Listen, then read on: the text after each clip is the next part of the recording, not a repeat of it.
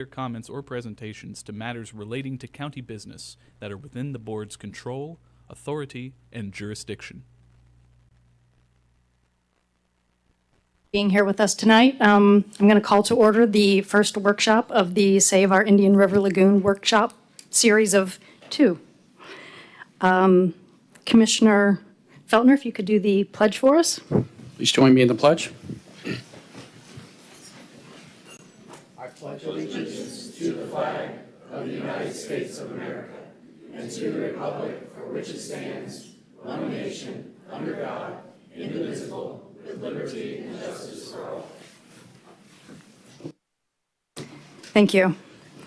Commissioner Delaney, you wanted to say a welcome? Sure. Hello, everybody. I just wanted to say welcome to D1. Thank you guys so much for coming out. And I wanted to give a special thank you to the Titusville City Council and the city manager and staff for opening up their home to us tonight. And we have some of our Titusville City Council and our mayor and some of the city staff out there in the audience today. So I don't know if anybody wants to say hey to everybody, but thank you so much for, again, opening your chambers to us, and thank you, Commissioner Feltner, for suggesting, having multiple meetings, one in the north, one in the south.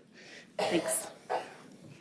Lovely, thank you. We're going to get straight into it with our first presentation. Virginia Barker, Natural Resources Management. Thank you, ma'am. Hey, thank you and good evening. I was asked for all the folks that aren't regulars here in this meeting room, I'm going to do a PowerPoint. It'll be on these 2 screens. It'll also be on the slightly larger screen behind you. So if you can't make things out, you might want to look backwards. I'm the director of the county's Natural Resources Management Department. I've been tasked this evening with a presentation on what the Save Our Indian River Lagoon program has been doing, the progress that we have made. Oh, great, now we're going. All right, with projects so far and the lagoon's response. So I want to start with the 2016 ballot language, which provided us our marching orders to restore the Indian River Lagoon through projects and programs designed to improve water quality, fish, wildlife, and marine habitat, remove muck, and reduce pollution, requiring deposit of all revenue to a Save Our Lagoon trust fund solely for such projects, with citizen committee oversight and annual independent audits. So as I said, I'm going to talk about the projects and programs, and then Vinnie Toronto, as the past chair of the Citizen Oversight Committee, is going to talk about the role of that oversight committee and the annual audits that we have had. And then we have a number of other speakers that will represent the broader community interest and perspective in this program.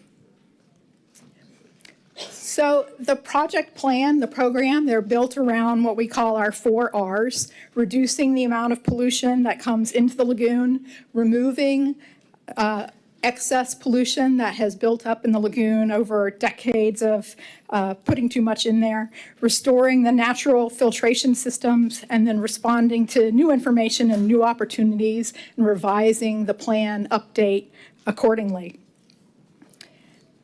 So in 2016, we were tasked with winning a race to save the lagoon, but our lifeboat, much like this cardboard boat here, was sinking. And so when your boat is sinking, you've got to reduce the water that is swamping the boat, i.e. reduce the amount of pollution that's going into the lagoon. You've also got to bail water as fast as you can out of the boat to keep it from sinking, so removing that decades of pollution that's accumulated there. We would really like to restore the bilge pump, the natural filtration systems, the filter feeders that help provide balance when there's shocks and storms and extreme rainfall events. And then, respond with inspections, checking out how we're doing, if we've popped a new leak that we need to address, if we need to adjust our duct tape there on the vessel. So the dollars are rough for the 4 R's, are a portion there in the pie chart on the left. Over half of the money is going to reducing the pollution that's coming into the lagoon.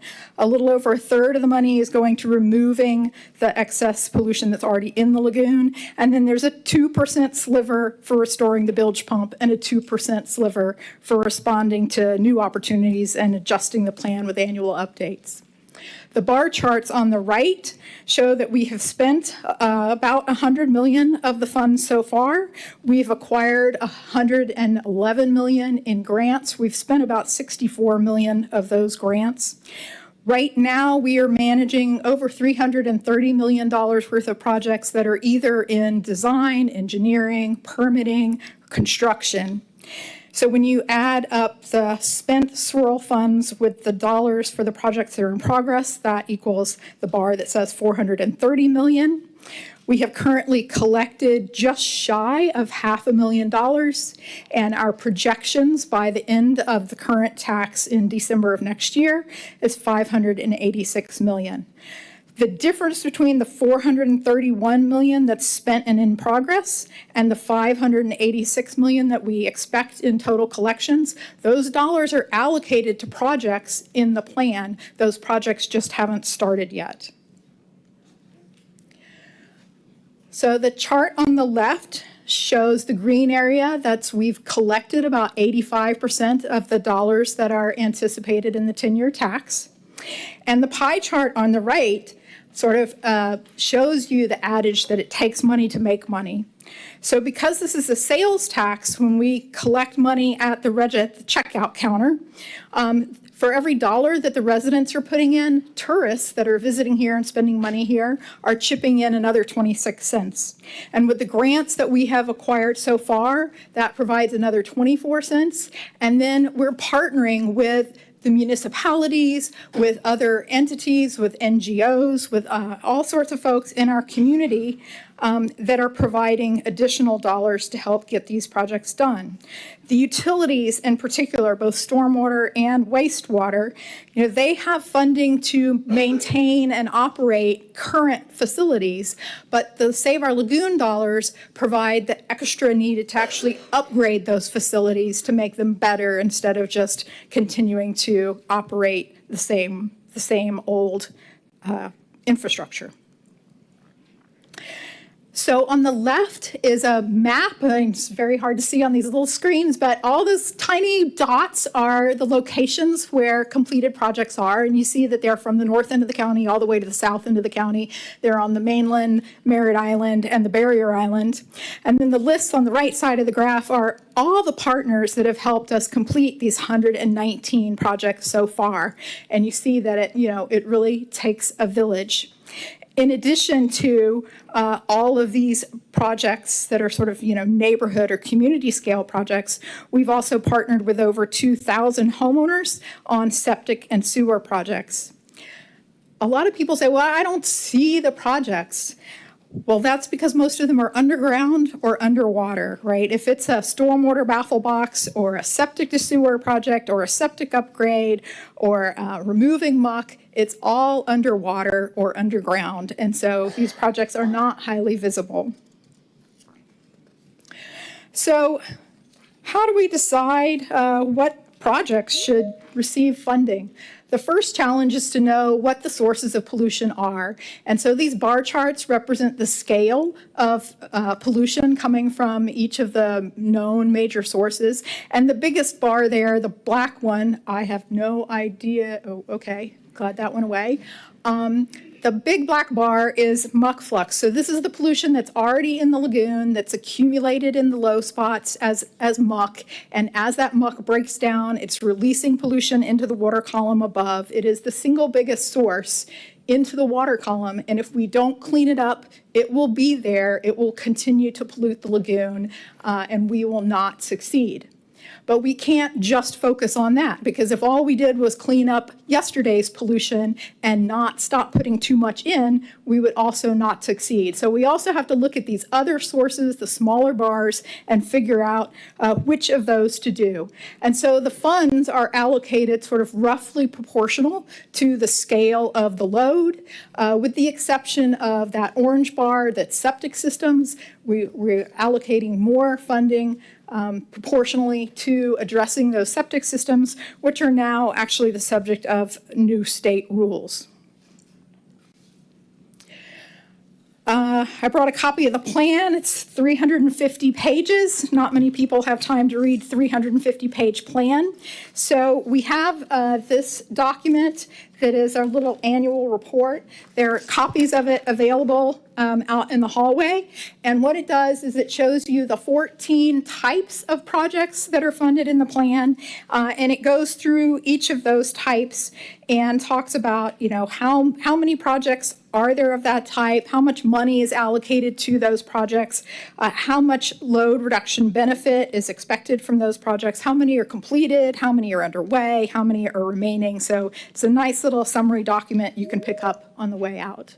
Oh, I hope those blue boxes go away. Look at that, they just do. Okay. So I'm not going to talk about the 400 projects that are in the plan. I'm not going to talk about the 14 different project types that are in the plan. I'm going to talk about 5 that we get the most interest and questions about. So I'm going to start with preventing sewage overflows. So these graphs show you the runtime of lift station pumps during different size rain events. So the farther to the right on each graph is a bigger and bigger rain event. And you see that when it rains, the pumps have to run longer. There's rain leaking into the systems that the pumps at the lift stations are having to pump. And when it exceeds the capacity of the lift stations or the conveyance pipes to keep up, that's when overflows happen. Hurricane Irma hit us in 2017, less than a year after the voters started this program. And we were barraged by people saying, how can you let this happen? And we turned to the utilities and we said, oh, county, you just allocated $140 million for the last 3 years. You've been frantically lining pipes and improving the infrastructure to prevent overflows. How did this happen? And they said, yes, we've lined the public infrastructure, we've hardened the public infrastructure, but everybody's individual home, individual business, they own the pipe from their structure out to the road right of way. And a lot of that has been in the ground since the 50s, 60s, 70s during the space race, and it leaks. And so we really need to address that. So he said, how do we do that? And he said, well, you could try smoke testing. So we hired smoke testing contractors. We smoke tested over 50,000 homes in the county. And when you look at the run times after that smoke testing, you see that they're basically flat. No matter how much it rains, the pumps are running the same amount of time. So we're really proud of how that program has worked. Now, the bottom right graph, you see it doesn't have a red line yet. That's because it's special. That line is higher. Well, why is that line higher? Because during the time that we were conducting all the smoke testing and making over 1,200 repairs, new development happened, including things like this large senior living facility. And so the runtime went up because there's more sewage in the system being addressed by the lift station. So next I'm going to talk about septic systems. So what we hear in the headline, read in the headlines is, this focus on failing septic systems.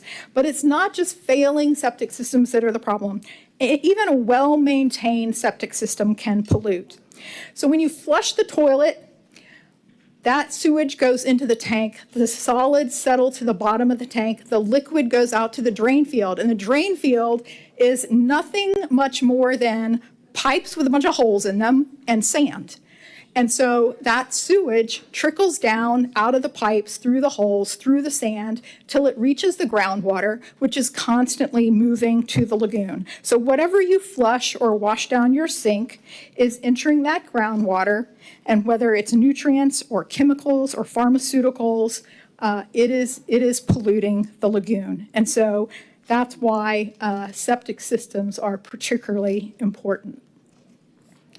But we have 62,000 of them, and it would cost billions and billions of dollars to connect them all to sewer. So we set about calculating the load of each individual septic tank in the county. And then we highlighted them based on how much load was coming from each one. And we gave hot colors to the ones that were polluting the most. And then we looked at the map for clusters of these hot colors. And so you see that big yellow patch with some red in it. That was a cluster.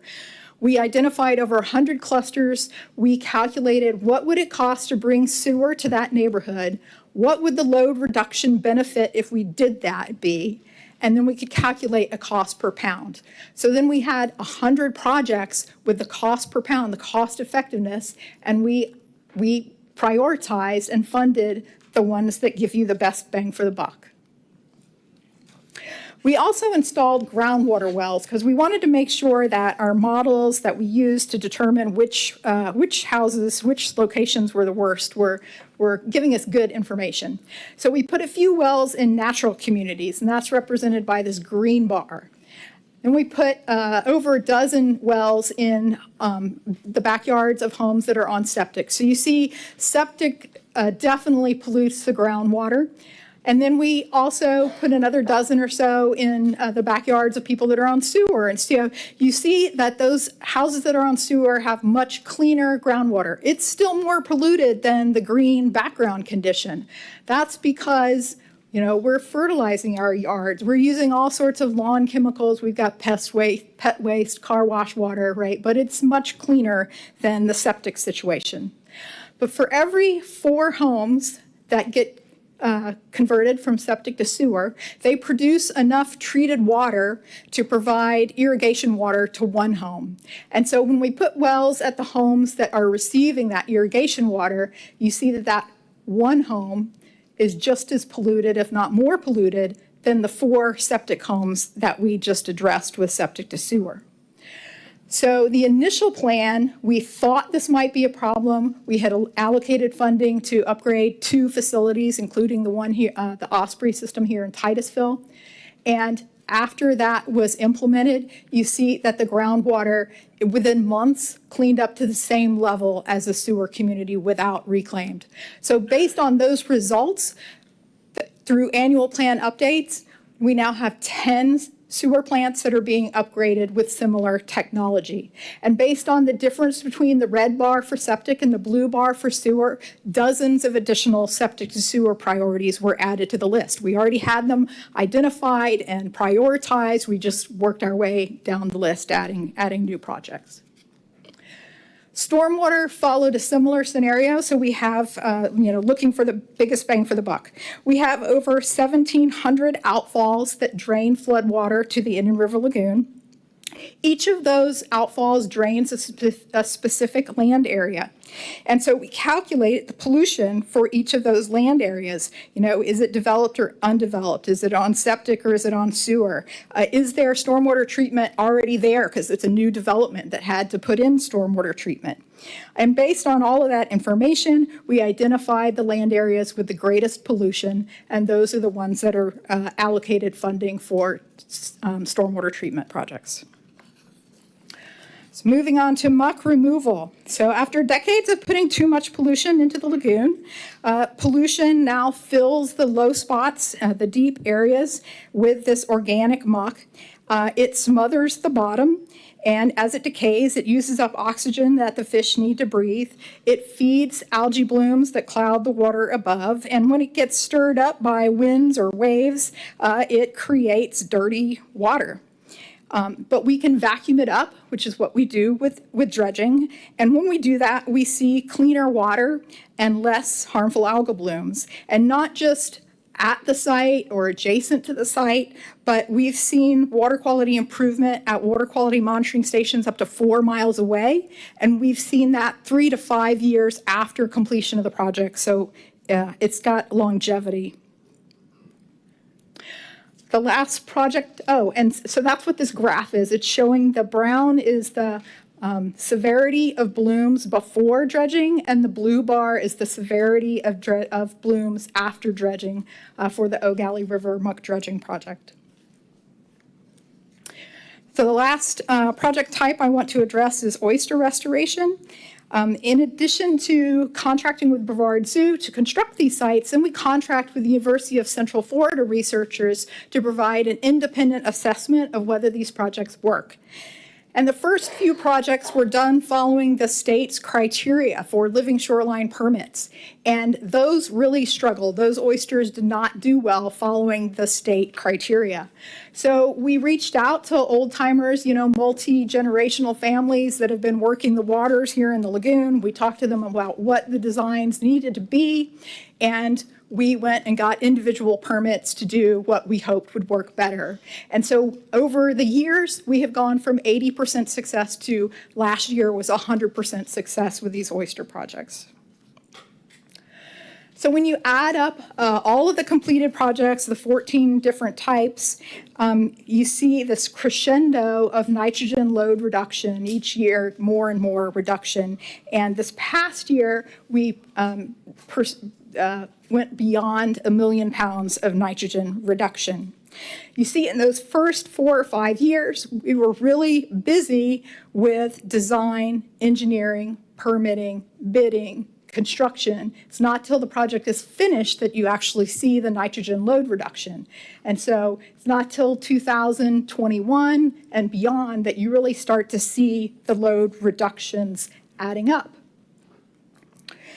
So, okay, that's a bunch of project delivery, but, is it working? So the map on the left, this is from satellite imagery, right? We've got satellites going overhead multiple times a day, a week, whatever.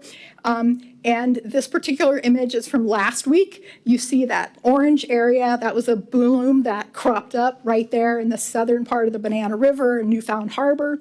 Hopefully it will go away in this week's bloom mapping. We use this technology to go back in time and analyze imagery all the way back to 2016. And so you see from, in this graph, from 2016, when that horrible fish kill happened, 2018, brown tide went for nearly a year, and then that peak there in the middle of the graph is the 2020 blooms and fish kills that happened in Thanksgiving to Christmas timeframe. Right? Conditions in the lagoon continue to get worse. Blooms continue to get worse because we really weren't delivering much in the way of load reductions yet. We were just trying to get projects built. After that 2020 bloom, things really started to settle down. So if there are less blooms, does that mean the lagoon is healthier?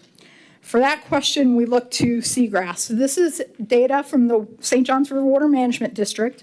The green bars are the area of seagrass, and you see the area sort of peaks in 2007, 2009 in the middle of the graph, and then tapers off with the 2011 super bloom and more blooms after that. They only fly that aerial photography every other year. The black dots and black line that sort of follow the same pattern, these are transects. They swim the same transects every year at about 100 different sites, and they log how far they go, how far the seagrass goes before they run out of seagrass in deeper water. So the longer that line is with seagrass, the more area of seagrass there is. So now I've just zoomed in to that peak in 2007, 2009 to present. And so you see the loss of seagrass with the 2011 super bloom, the 2016 bloom and fish kill, the 2018 brown tide, the 2020 bloom. And then since our projects have actually been getting completed, the load reductions have been occurring, the blooms have settled down, the seagrass transect lengths are getting longer. And we hope that when the 2025 green bar appears, it will be much higher than the 2023 green bar. You can see that the black dots for 24 and 25, the last two black dots, are actually higher than the black dot for 2016. So we have already recovered the seagrass that was lost between 2016 and 2021, and we hope that this upward trajectory continues.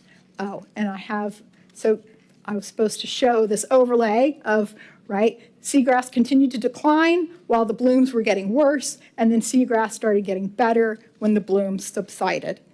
And so you see that trajectory down and then back up. So, why is seagrass important? right? We can either have a lagoon that is covered with an underwater rainforest of seagrass or an underwater desert. Seagrass supports up to 40,000 fish per acre, and that seagrass provides food and habitat and oxygen. And the Indian River Lagoon is an ideal place for seagrass because it's huge, it's shallow, it's protected. And so it's that combination of huge expanse of seagrass right at the ecotone boundary between temperate America and the subtropics that provides, that, made the Indian River Lagoon a sport fishing capital of the world and makes us worthy of National Estuarine Program status. So in summary, the Save Our Lagoon program is working. After decades of pollution, we see progress, but restoration takes time, but hope is on the horizon. Thank you. Thank you, Virginia.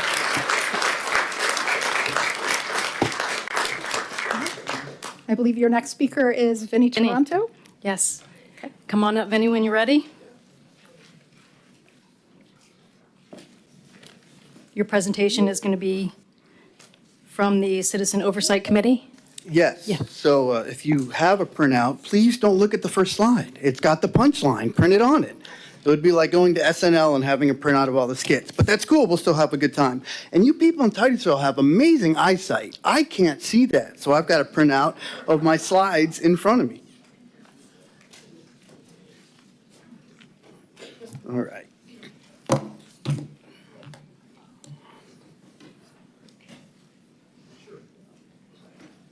Okay. All right. Oops. Nope. Let's go back.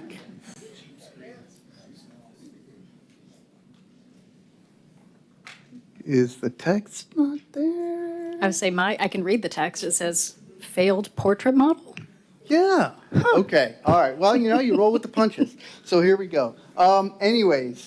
So Virginia talked about back in 2016, August 23rd, 2016, the Board of County Commission at that time created an ordinance. And so I wanted everybody to think, where were you in 2016? That's where I was.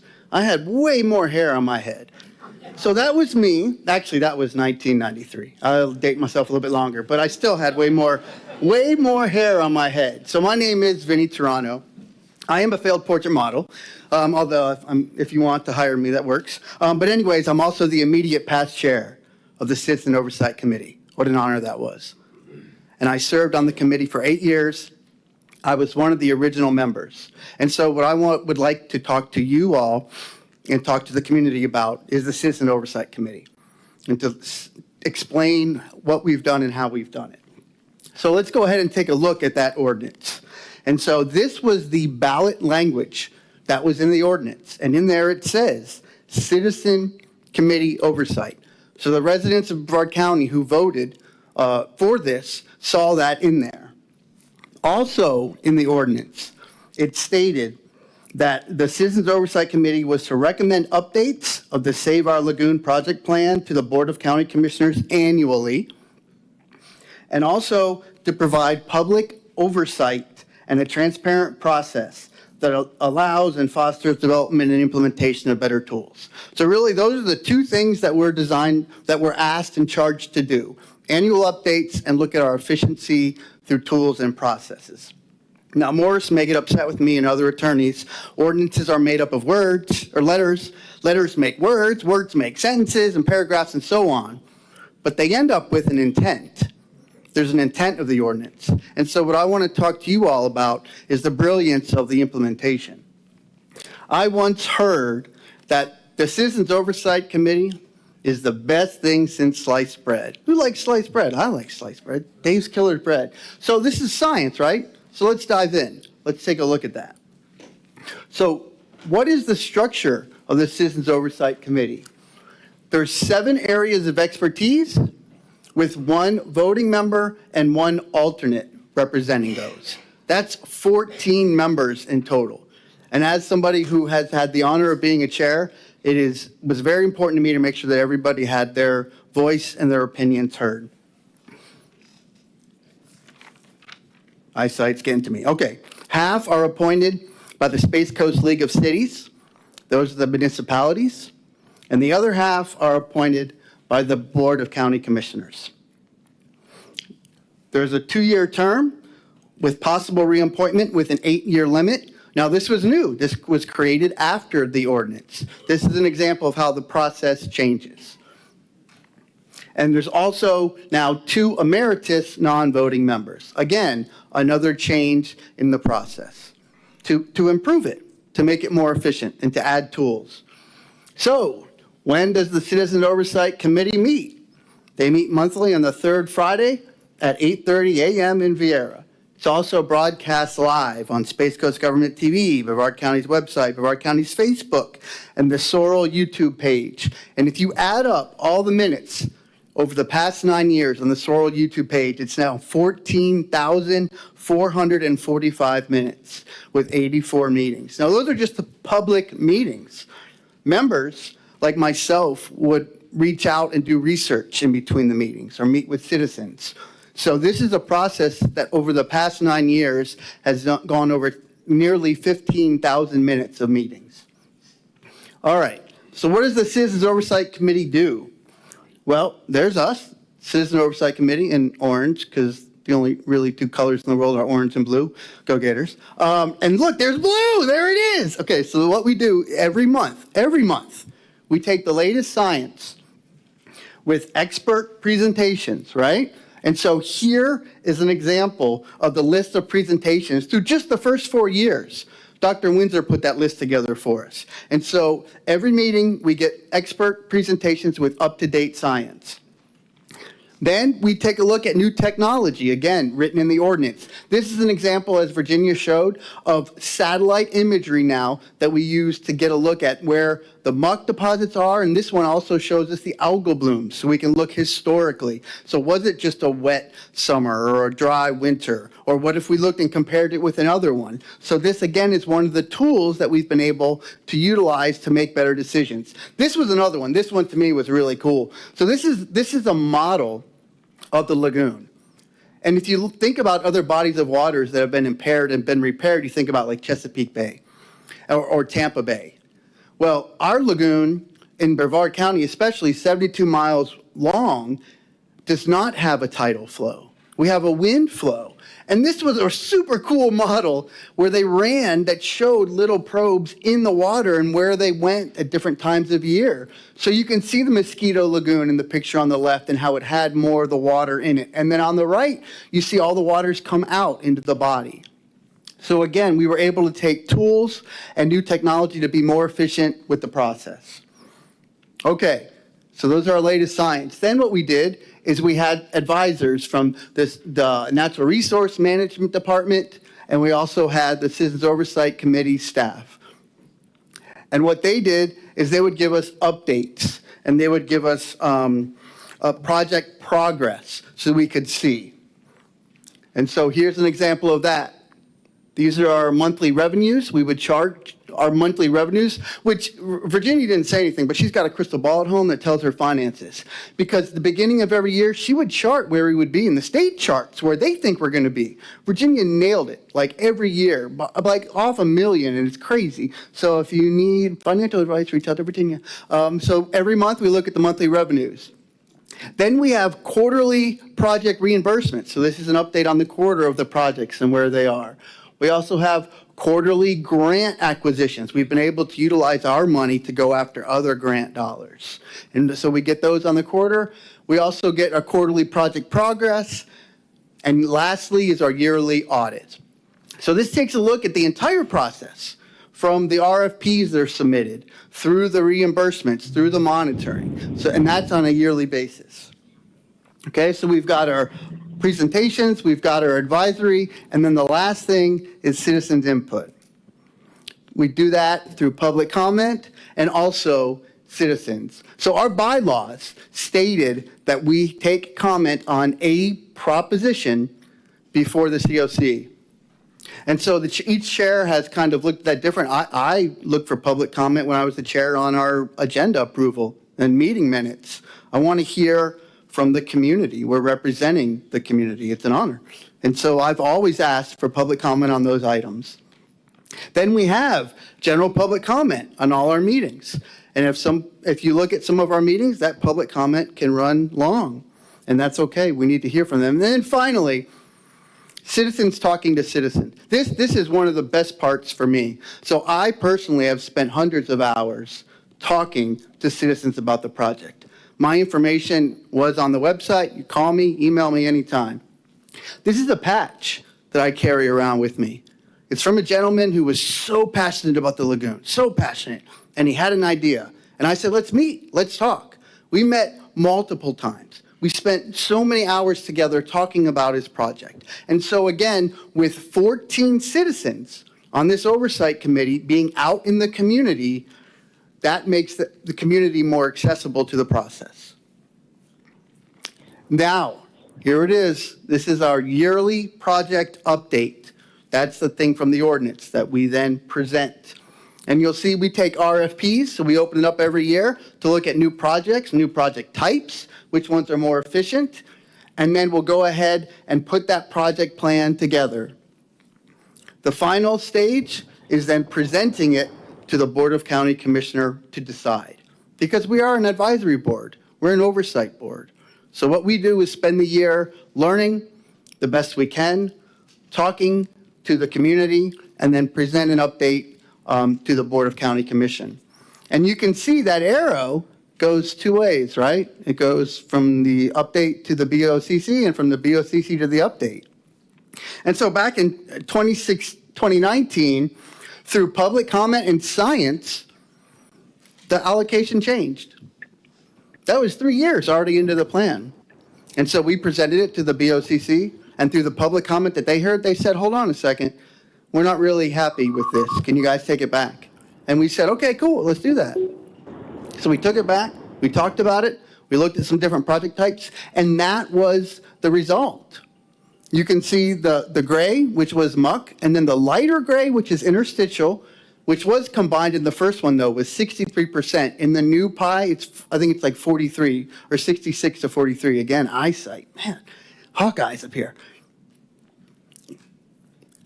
And then the other thing is new project examples. So Virginia just talked about laterals and smoke testing. That wasn't in the original project. So we've been able to come up with new ideas to be more efficient and to take care of more. And then the last one, what does that say? Oh, yeah. The project does change. Hold on. Sorry. Project plan changes. That's it. The project plan does change. And that, to me, is the brilliant part. Because as Virginia said, in those first 5 years, we're working on permitting, we're working on planning, but you've got the money. And so just like in your expenses, when you're saving for something and you've got the money, it can take time. But you want to be able to move and bob and say, well, that item that I wanted to buy, maybe it's not the best, so let's change. And so the project plan does change. So like I said in the beginning, I once heard the Citizen Oversight Committee is the best thing since sliced bread. And the reason I heard it is because it was from me. But I want to state this. The reasons that I stated are the reasons why I am so proud of my service. But what I didn't state up there are the 26 other members that I was able to serve with, citizens who turned passion into progress. And also the current and past Board of County Commission members, natural resource staff. It really has been an honor to sit down and work with people and driving up here on US 1, seeing the lagoon. So thank you all. Thank you, Vinny.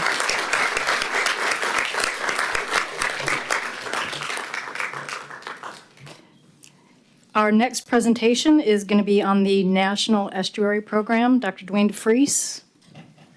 Thank you, sir. Good evening, everybody. I'm going to take two perspectives tonight and a little liberty. I've been a resident of Brevard County now for 47 years. I've had the amazing good fortune of having my career parallel two of what I call are the best examples of local government leadership, investment, and citizenry support and vision for conservation. I was your first director of the Environmentally Endangered Lands Program, and I am now, over 10 years, the director of a new body that was formed in response to much of what you have seen already. And so I can say without reservation, both as a citizen, as a scientist, and somebody who's been here for, gosh, we're almost going on 50 years, I brag everywhere I go about the Save Our Indian River Lagoon program. It was well thought out, science-based. You saw the data that's being used to generate, not only answers to questions, but adapt to changing conditions. And so both Virginia and Vinny have given me a really easy task, and that is I'm just going to give you some highlights about what makes what we do, thanks to the public support, of national significance. So on the left slide, we are one of 28 estuaries in the nation that were identified by the U.S. Congress as estuaries of national significance, brought into a network of estuaries that includes one estuary in Puerto Rico. We are administered within the U.S. EPA. But what's remarkable about our congressional authorization, which is now over 30 years old, is that national estuary programs are non-regulatory, science-based, and Congress envisioned that this work wouldn't happen from the top down, that would happen from the bottom up. We are place-based, we are community-oriented, and we closely align with all the activities at every level, from city, county, nonprofit, even our industry sector. And if you look at the right, one of the things you didn't hear is why we are both so vulnerable, but of such national significance. And it's not just the environmental assets that we have, the high biological diversity, our unique location in Central Florida on the Atlantic coast, bounded by water. If you look west, you got the St. Johns River. We've got the Indian River Lagoon and 3 different lagoonal systems, all 3 represented in Brevard County. But we often forget the human aspect of this. Just within Brevard County, we have 2 national wildlife refuges. We have a national seashore. We have the busiest cruise port in the world. We have Kennedy Space Center and the nation's gateway to space, and a new decade of growth. And all of this growth, by the way, people are attracted to live here because we are exceptionally unique in the nation because of those human, economic, quality of life, and environmental assets. But we're also really vulnerable. Vinny mentioned it, but we are narrow, we are shallow, we have a very different watershed, and the Indian River Lagoon National Estuary Program has authoritative oversight, even though we don't do regulation, from Ponce Inlet at the north end of Palm Beach County all the way to the northern end of Volusia County. But I'm going to focus just on Brevard. In 2015, after 25 years of having our National Estuary Program administered within the St. Johns River Water Management Districts, changing in organizational structure, priorities, and a system that hit a tipping point that not only caused catastrophic harmful algal blooms, but loss of seagrasses, manatee mortality events, and 6 of the counties along the lagoon, so not just the 5 counties adjacent, but Palm Beach County also came together and said, we need to think about this in a holistic system. And you were a leader in Brevard County as one of those commissions that moved that coalition forward, that ultimately resulted in a reorganization of a 25-year program under a brand new independent district of the state of Florida called the IRL Council. That council is represented by a board that has 5 county commissioner councilmen, men and women, each with a vote, equal vote. 2 water management districts with a governing board member from each, Florida DEP, and that is the voting policy board for our Indian River Lagoon National Estuary Program. And the US EPA, unlike many other places, is an ex officio member. At the time, we felt that we knew best about how to move this forward, and that the EPA, while they are a funding entity and we are authorized by Congress, they are also our grant agency. And so they are very active with us at both Region 4 and headquarters, but the leadership is local and state. And we've moved that, and in that interlocal agreement, which gets renewed and revisited every 5 years, each of those policy board organizations brought money to the table and have been doing so each year for the last 10 years. Point number one, I cannot understate, and this is the national perspective I have, how important the SOIRL program is, because you have the right amount of revenue and you have recurring revenues for tough projects. Many of us, including our programs with the NEP, rely on annual appropriations. We rely on Congress. We rely on the state of Florida. That's a tough way to do the business that Virginia just showed that you're doing right now. You should be really pleased. That 10 years sets up a whole different business model for doing really hard infrastructure improvements and projects that sometimes take years to go from concept to completion. We also have an authorization by Congress, which is kind of remarkable when you think about Washington, D.C., thinking locally. They said one of those authorized mandates is to create a management conference of stakeholders. And that very much is happening in each of the 28 NEPs around the nation, but somewhat differently. Ours is unique. Ours currently is over 100 volunteers, scientists, citizens, leaders from the community, representatives from industry, coming together on a quarterly basis in multiple committees. And those committees actually advise the council as a policy board on all business that moves forward through this program. And you can see, I say this, I have no data to prove it, but I'd argue with anybody to find a coalition of scientists, citizen, industry leaders, community leaders that is robust and diverse as this, who has met regularly over 10 years with a lot of commitment to do the right thing. And we dovetail closely with the SOIRL program. In fact, there are days that I feel that I am one of the staff members for Virginia. That's how closely we make sure that what we're doing on the higher end aligns with, supports, and also helps you move your agendas forward at state and federal levels.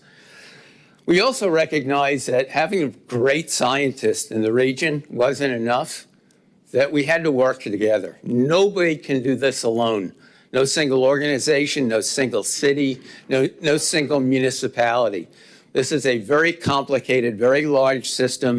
You saw the complexity of just addressing the infrastructure issues of nutrient reduction here in Brevard.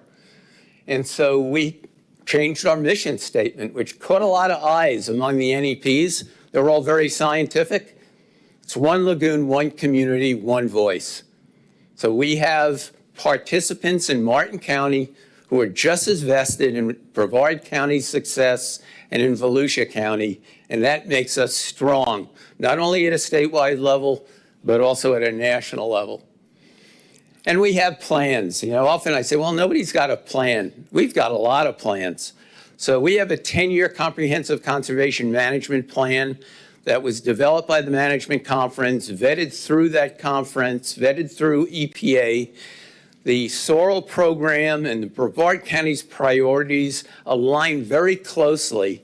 But the other two plans that are a little different than ours is that when you look at your plan, it is project driven. You have a list of projects, you prioritize every year, you have an oversight committee, you can adapt, and on the lower corner, in 2017 and also just recently 2024, and Chris Peterson may talk to this, the Water Management District has been looking at stormwater feasibility and treatment projects, ranking those projects, prioritizing.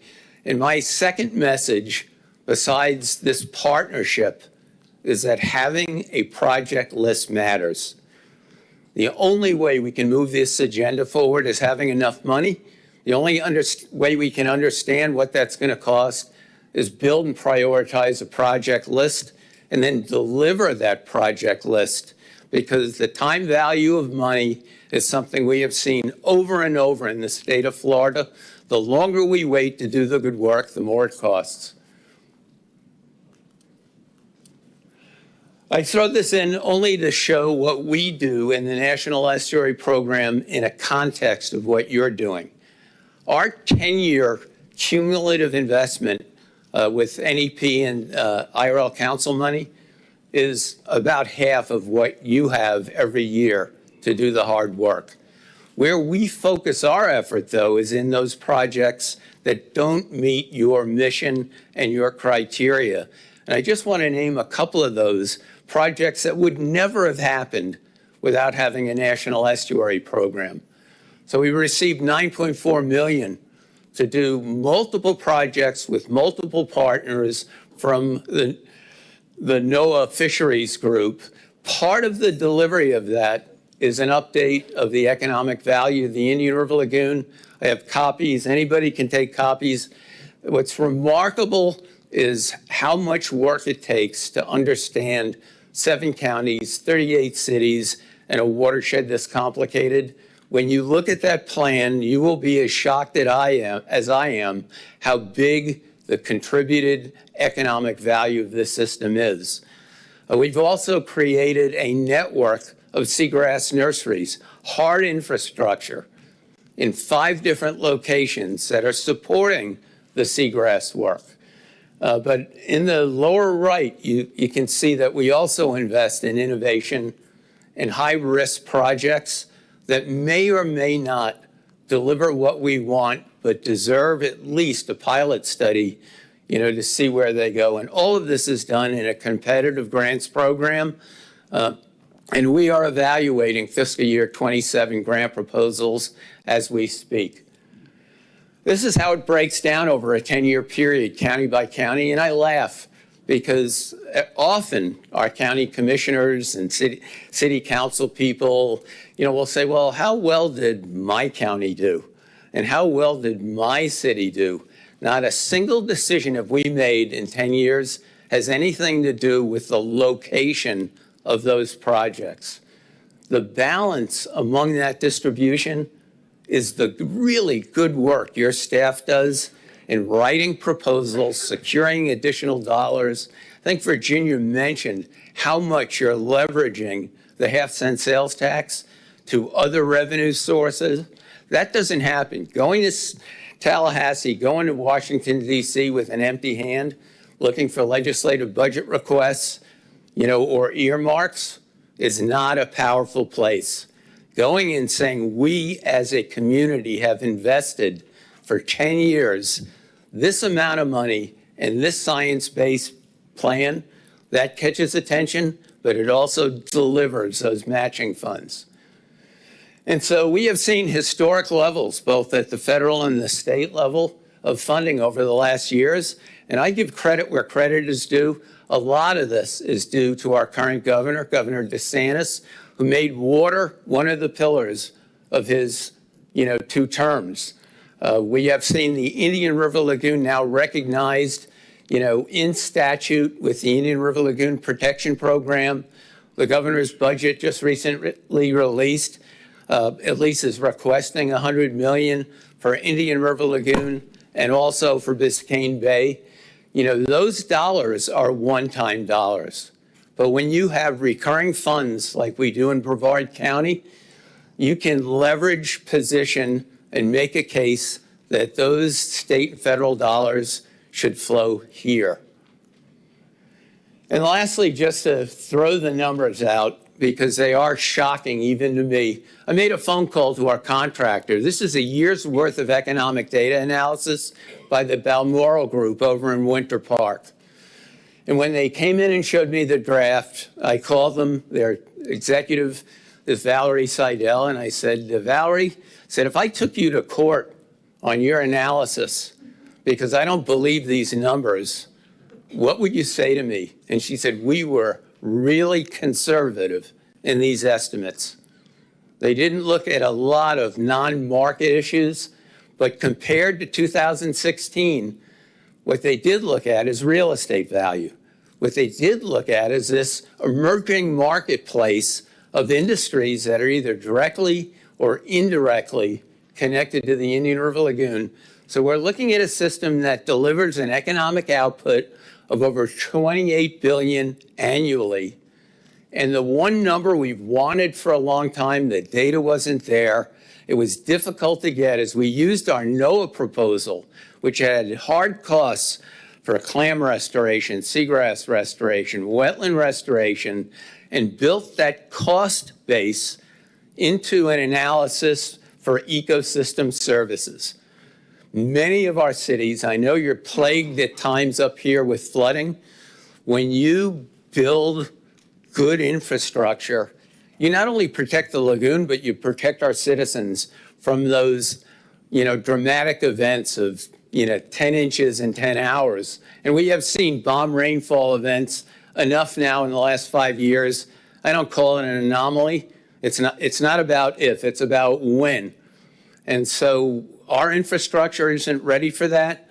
What both Virginia and also Vinny showed you is that we, as a county, because of our citizen support, are fixing the infrastructure. And when we fix the plumbing, we fix the lagoon. And I'll leave you with this. Recurring funds is essential. The job is not done. And when you complete the full revenue package in this first 10-year half-cent sales tax, we will still have a lot of work to do. And so we will continue from the National Estuary Program to work with Congress, to work with the Florida legislature, work with your staff. But I can tell you that I have never been more proud as a scientist or a citizen than when I can go to Mobile Bay, Alabama, which we did just a month ago, and brag about what's happening here thanks to our citizens' vision and your political leadership, to move this agenda forward. So thank you. Thank you, Dr. DeFries.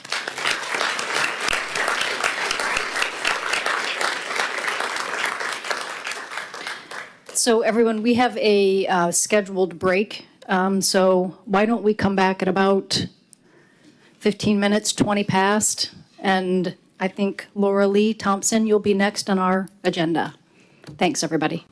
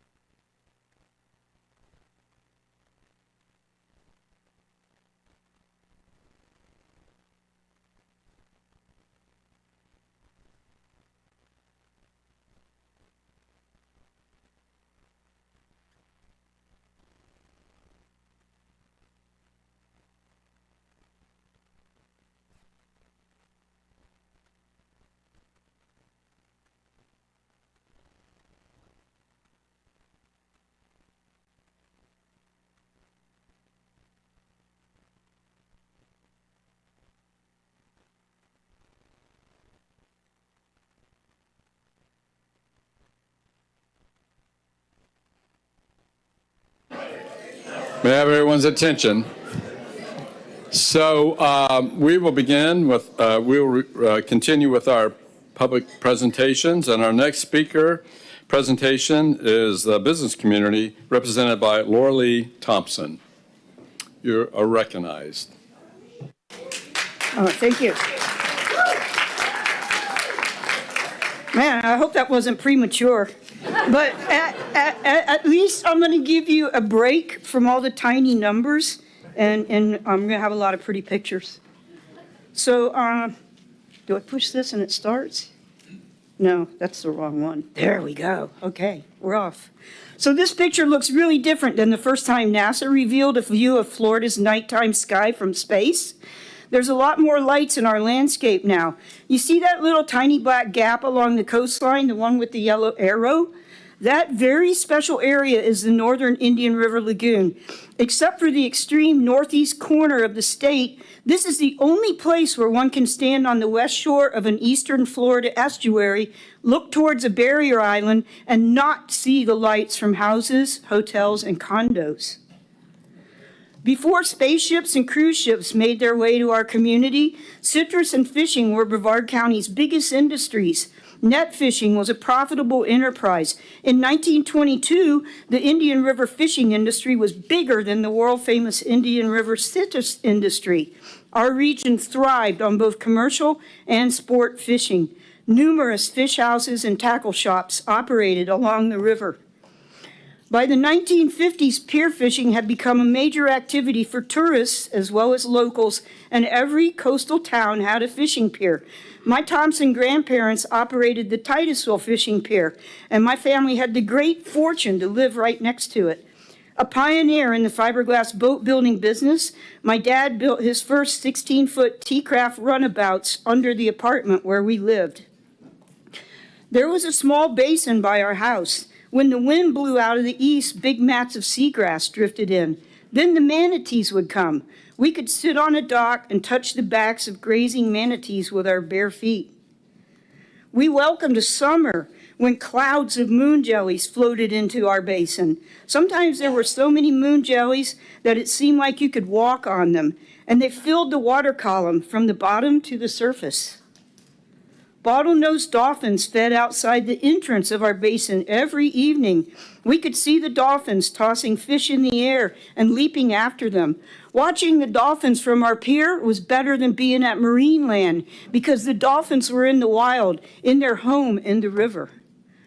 On summer nights, the bioluminescence was spectacular. Staring into dark waters was like peering into a fairyland as tiny luminous creatures scattered through shimmering seagrass like flickering stars.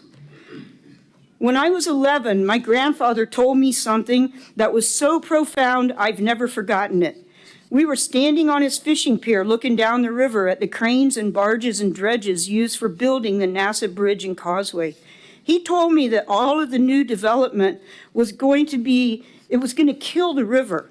My grandfather only had a 7th grade education, but he knew that the causeways and the development were going to be very bad for the lagoon. That was about the same time my dad built a push net and started dropping me, the net, and a rowboat off at Hullover Canal on summer days so I could catch shrimp for my grandfather to sell at his pier. Like many kids from families who made their living from the river, I was expected to work. And that suited me just fine, because all I ever wanted to do was hang out on the river and fish. Later, I built 150 crab traps, and I started running them every afternoon after school. When I was 17, my grandfather co-signed for my first bank loan, and I bought 500 yards of gill net, a bow runner boat, so I could fish for mullet. There were massive schools of mullet back then. The same school of mullet could pass under my grandfather's pier for more than 20 minutes. I made a lot of money as a teenager fishing for mullet. Please play. Being on the river was a magical time for me. The water was crystal clear, and close to shore, the bottom was carpeted with rippling, waving seagrass. A walk along any shoreline revealed fiddler crabs as far as I could see. When I approached, they raced toward their holes, and the motion of hundreds of fiddler crabs running for cover looked like water parting as I moved along the shore. With the coming of spring, hordes of bigger crabs made their presence known. Any sandy beach with a hard onshore wind was covered with spawning horseshoe crabs. Flocks of hungry shorebirds feasted on their eggs, gaining weight for their long-distance flights to the Arctic tundra to nest. I didn't know it then, but I was experiencing the end of the grandeur of the Indian River Lagoon before my grandfather's prophecy came true. The 2000s were a period of intense focus on the Indian River as a world-class fishery, particularly for its abundant prized redfish. Anglers came seeking the high quality of the fishery, particularly for sight fishing opportunities in clear, shallow waters. Our area became a premier destination for competitive angling. It was a regular stop for the Professional Fishing League, Worldwide Redfish Tour, and prestigious local events such as the Redbone Large Celebrity Tournaments. Guides who consistently perform well in these tournaments gain recognition, and some of them ended up with their own TV shows and a large platform for conservation messaging and promoting our lagoon. Regardless of whether a fishing tournament is a local event or a major professional tour, fishing tournaments are a big business for our hospitality industry, as hotels and restaurants fill to capacity for days as anglers scout for the best fishing spots. The economic worth of unpolluted water through the creation of jobs in fishing, tourism, recreation, and other industries is well documented. These assets make it easy for us to attract a good workforce for our economy. People come here to enjoy the same magical experiences I had while I was growing up. Bioluminescent kayak tour operators put hundreds of people out on the water every summer night, relying on schools of mullet for their guests' experience. Manatees often swim right up to kayaks, and fishing is a widespread activity.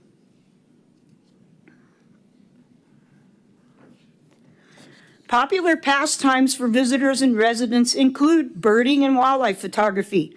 Without a healthy lagoon, our unique nature would not exist. It's been shown time and again that property values increase in direct proportion to their proximity to clean water. A huge portion of ocean seafood relies on estuaries and their salt marshes, with estimates that over 70% of the U.S. commercial catch and 80% of recreational catch depend on these vital nurseries of the sea for critical life stations. Generations of my family and many others have depended on a healthy Indian River to make our living. This map of Florida's salt marshes shows the critical importance of the Mosquito Lagoon and Space Center salt marshes as recharge areas for fisheries. Very little salt marsh acreage exists along Florida's southeastern coast below Kennedy Space Center. I know that the lagoon is getting better. The water is clearer and algae blooms are generally spotty, smaller, and don't linger as long as earlier blooms. There's a lot more bait now, and the fishing continues to improve. Seagrass started coming back strong in the southern Mosquito Lagoon in 2022 and in the northern Indian River in 2024. In 2025, this year, it expanded south into the basins between the Titusville Railroad Bridge and NASA Causeway. With better water quality, it should continue its southern movement. One way to measure the character of a community is we look at what we protect. We protect what we value. The Indian River Lagoon is more than a beautiful body of water nestled inside coastal barrier islands. It's one of the greatest estuaries in North America. Its diversity of life is unmatched. Its total annual economic value is more than $28.3 billion, a staggering economic impact that affects communities and economies throughout its entire length. Everything about our way of life here in Brevard County is enhanced and given greater value due to the influence of the lagoon. Do I still like to fish? You bet I do. But I don't keep them to sell anymore. I throw them back so others can catch them too. Due to development and a growing population, the Indian River will never again be wild and free like it was when I was a kid. But we can bring it back to a condition where our children and our grandchildren can enjoy it as much as I did. We need to treat it like it's a giant aquarium that's always going to have to be managed. We still have a long way to go, but it's our responsibility to leave a restored Indian River Lagoon and a funding source to keep it healthy as a legacy for future generations to enjoy. Thank you.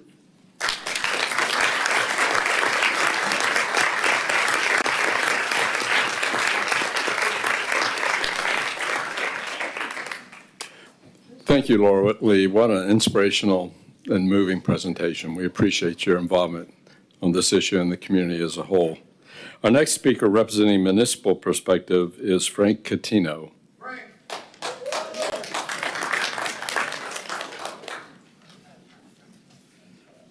Thank you.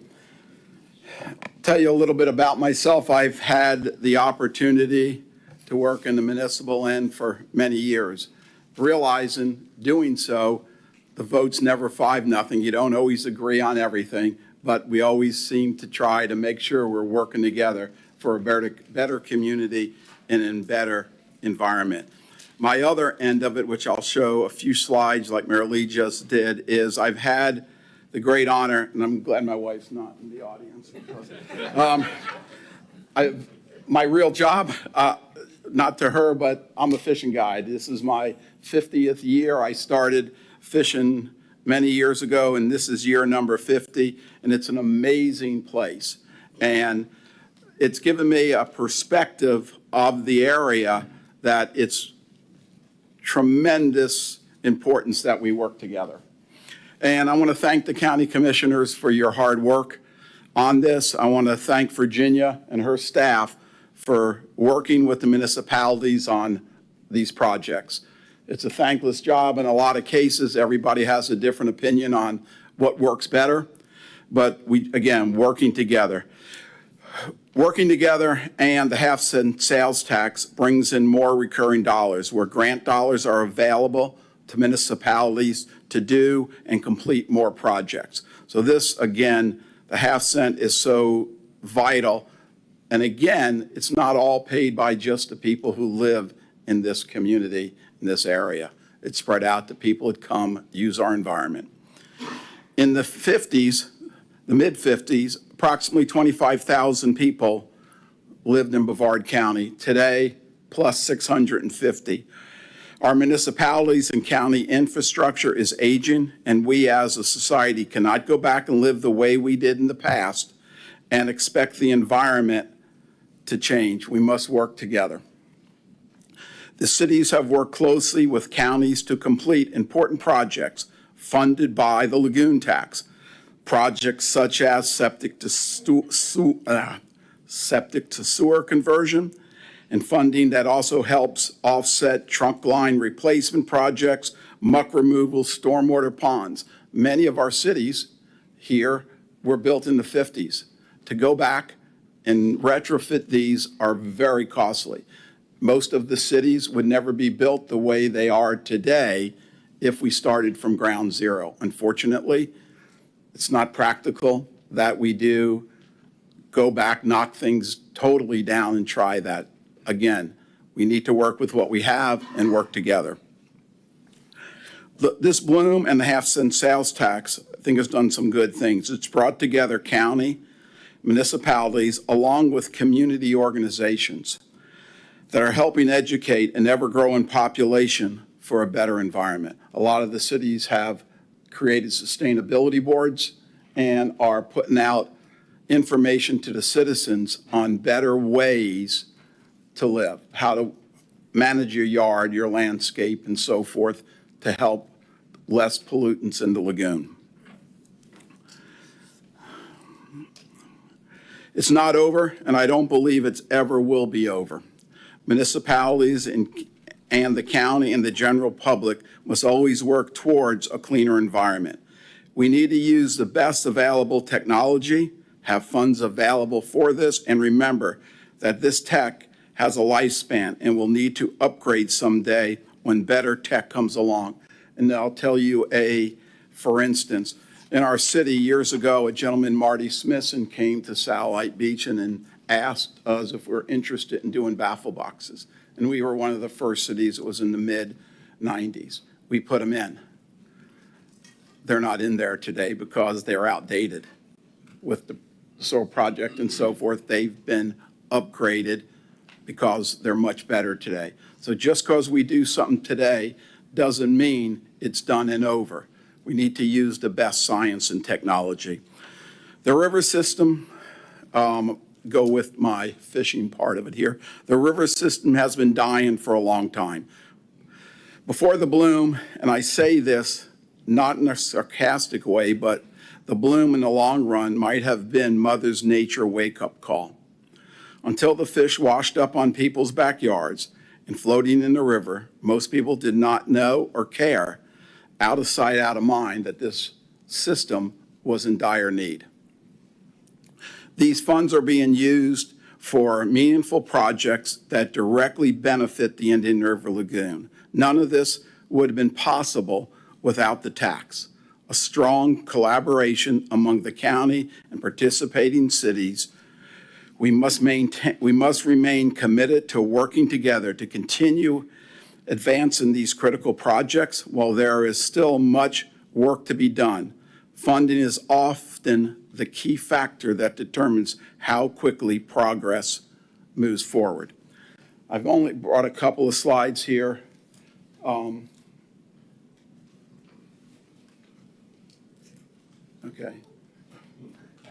All right, hold on, I got a better one here. Oop, where is it? It left me. What I had was a picture of, and I don't know if a lot of people knew this, there was a sawfish used to be very prevalent in the river here. And I had a pretty cool picture of a sawfish. Okay. There's a ray swimming, look at the bottom. There is a place in the lagoon. The reason I want to show you this picture is keep this picture in mind while I go through a few that I have.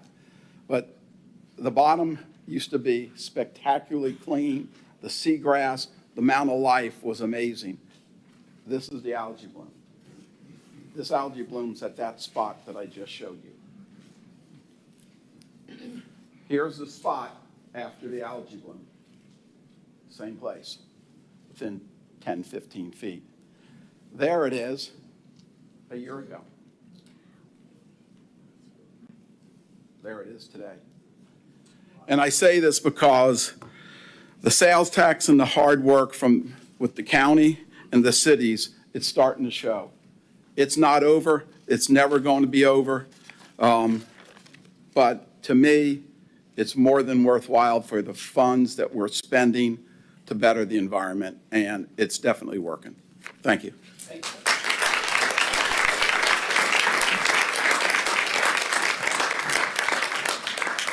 Thank you so much. Our next presentation is the economic impact of the Indian River Lagoon by Chris Peterson, St. Johns River Water Management District.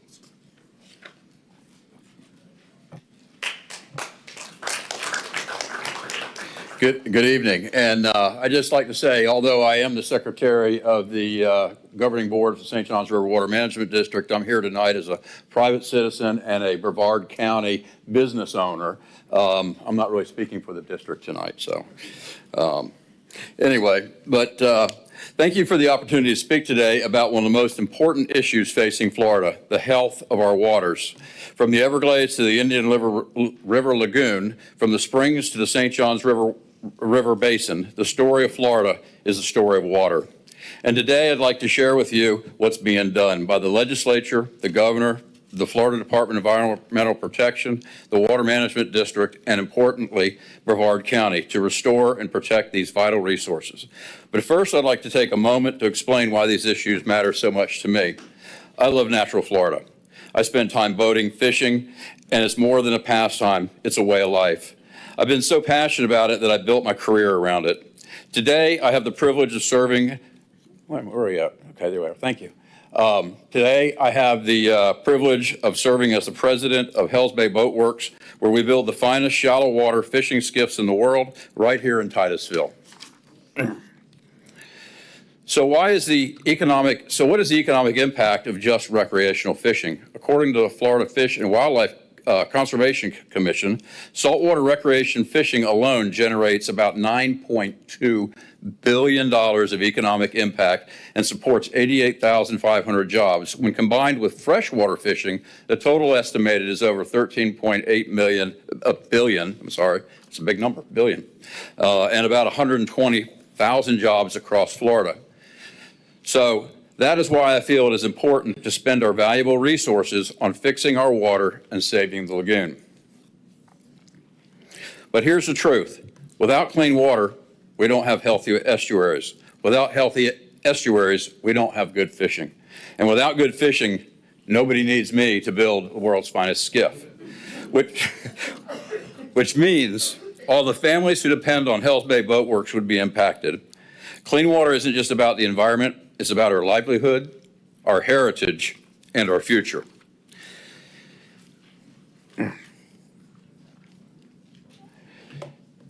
This current year's state budget, the 25-26 budget, includes $1.4 billion dedicated to Everglades restoration and other projects in water quality. The same budget declared since 2019, Florida has invested nearly $9 billion in restoring and protecting the state's waterways. In the 25 proposals, the governor's budget includes $600 million for targeted water quality improvement and springs protection efforts. Also in that budget, $25 million was allocated for the Indian River Lagoon Protection Program for priority water quality projects. That same budget, $382 million, a part of a larger chunk, is set aside for expanded water quality projects, including wastewater, stormwater, and septic conversions. Closer to home, the state has also recognized the crisis in the Indian River Lagoon. Since 2019, nearly $390 million has been invested in lagoon restoration. In the most recent budget, over $100 million was set aside for water quality projects in the Indian River Lagoon Basin, from septic to sewer conversions, wastewater treatment upgrades, and stormwater retrofits. Let's see where we're at here. There we go. I was one slide behind. We know the lagoon cannot be saved by one project or 1 year of funding. It takes consistent, long-term commitment, and that's exactly what we're seeing. Long before the state level commitment, Brevard County voters took a bold step in 2016, approving a half-cent infrastructure sales tax specifically dedicated to restoring and improving the Indian River Lagoon. This half-cent sales tax referendum, often called the Save Our Indian River Lagoon program, was designated to raise up to approximately $586 million over 10 years to fund local restoration efforts. Through that tax, Brevard County has already planned and implemented hundreds of projects or put them into process, all designed to reduce and remove excess nutrients, pollution, and that undermine the health of the lagoon. Reduced and prevented nitrogen phosphorus from entering the lagoon, which the projected annual pollutant reductions are measured in hundreds of thousands of pounds once all these projects are completed. And it also supported upgrades to septic systems, stormwater improvements, sewer expansions, and innovative approaches to reduce pollutant inputs. Some of the standout local projects and funded through this tax include the Crane Creek M1 Canal flow restoration. Right here in Brevard County, Crane Creek project is now complete. For decades, the M1 Canal sent polluted water east into the Indian River Lagoon. Today, with a new operable weir, pump stations, and treatment wetlands west of 95, that flow has been redirected, and the project will prevent 24,000 pounds of nitrogen and 3,100 pounds of phosphorus from entering the lagoon each year, and restore up to 7 million gallons a day of flow back into the St. Johns River where that fresh water is badly needed. Another one right here in Titusville is the Titusville Causeway Multi-Trophic Restoration and Living Shoreline. It's another project set making the difference for the living shorelines. Instead of hardened seawalls, we're building oyster reefs, planting mangroves and marsh grasses, and using nature to restabilize our coasts. And Brevard County alone has helped fund oyster reef and living shoreline projects that stretch for more than 2,300 feet, filtering water, reducing erosion, and providing habitat. The Titusville Causeway project is a standout. 650 wave attenuation devices, 4 acres of seagrass restoration, and millions of clams have been deployed to help clean the lagoon. But none of these projects are possible without partnerships. Through the state's cost share programs, local governments and utilities bring forward, and the state helps fund them. It is a model that stretches taxpayer dollars, rewards innovation, and ensures both state and local priorities are met. These projects not only improve the water quality, they support the economic and recreational value of the lagoon, strengthen property values, and protect the livelihoods of residents who depend on clean water, like myself, and for tourism, fishing, and quality of life. The synergy between the state funding and local investment represents a powerful model for environmental stewardship. The state's historic water budget brings broad strategic support to communities statewide. Local investment, like Brevard's half-penny sales tax, provides targeted, community-driven action where water issues hit home. The combination of state leadership and local incentives is what makes Florida uniquely positioned to tackle the complex water challenges, from nutrient pollution to water supply sustainability and ecosystem restoration. As the Save Our Indian River Lagoon sales tax approaches its sunset this year, our community faces important decisions about extending and refining this successful local effort. Public engagement and support will be crucial as we continue confronting legacy pollution and build on the progress we've already made. Now, let's see, where are we? Together with this partnership between the state and county, scientific experts, and engaged residents, we are setting new standard for water stewardship in Florida, one that protects our waterways today and preserves them for generations to come. One point that it is especially important to understand and cannot be overstated: local investment is not separate from the state funding. It is key that unlocks it. Across Florida, vast majority of water quality grants, restoration funds, and infrastructure programs operate on a cost-share model. That means that the state dollars are awarded competitively, and they require local governments to bring real funding to the table. In Brevard County, the half-cent sales tax is not only a local commitment, it's a financial foundation that allows us to compete and secure for state funding. Brevard County has been able to meet the required local match thresholds, often by 50% or more, for state water quality grants. Projects funded, I'm getting dry mouth, sorry about that, guys. Projects funded through our Save Our Indian River Lagoon program are structured to align with state priorities, making them eligible funding from the Florida Department of Environmental Protection and from the water management districts. Every local dollar invested through the half-cent sales tax has been leveraged to attract additional state dollars, multiplying the impact well beyond what local funding could achieve. Without this dedicated funding source, many of these projects would simply not qualify for state assistance, regardless of how urgent the need may be. In practical terms, this means that the half-cent sales tax turns local taxpayer dollars into matched state funds, allows Brevard County to move forward projects years sooner than waiting for state funding alone, and ensures that state funds are spent on shovel-ready, engineered, and accountable projects rather than sitting idle. This partnership model is intentional. The state has made it clear that communities that invest in themselves rise to the top of the funding list. By approving the half-cent sales tax, voters sent a strong signal that this community is serious about restoring the Indian River Lagoon, and the state responded by becoming an effective partner. The success that we are seeing today, cleaner water, reduced nutrient loads, major funding infrastructure upgrades, is not a result of one funding source alone. It is a result of an alignment of state dollars, local investing, scientific planning, and public accountability. And that is why we are maintaining a strong local funding commitment remains essential. It is not just to continue the work already underway, but to ensure Brevard County remains competitive for future state grants and cost share opportunities. When you step back and you look at the big picture, the message is clear. Florida is investing in water like never before. The legislature, the governor, the water management district, and local governments like Brevard County are backing that up with billions of dollars of innovative science and real results on the ground. But the money and projects alone are not enough. Oh, let me out here. because whether it's the Everglades, our springs, the St. Johns River, or the Indian River Lagoon, these waters don't belong to any one of us. They belong to all of us.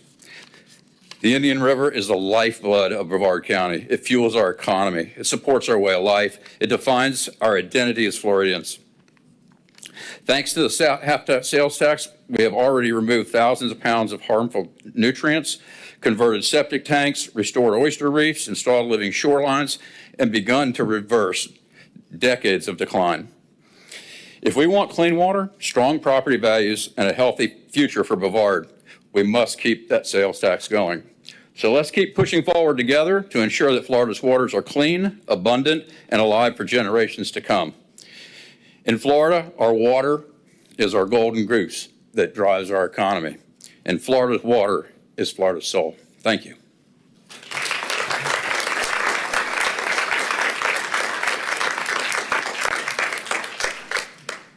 So our next agenda item is public comments. We show a short little break before we begin that. Why don't we just have a few minutes to give staff time to bring up our speaker cards? Okay. We'll be back in 5 minutes.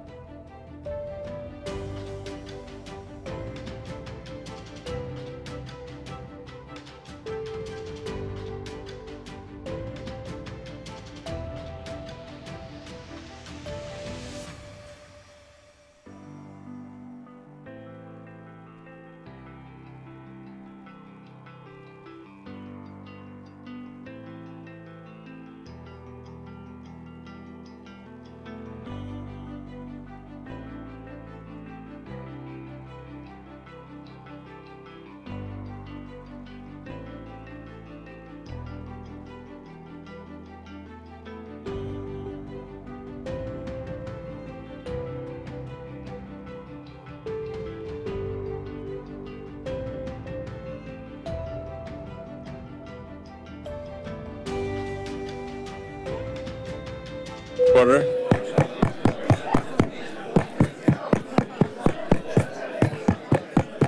Yeah.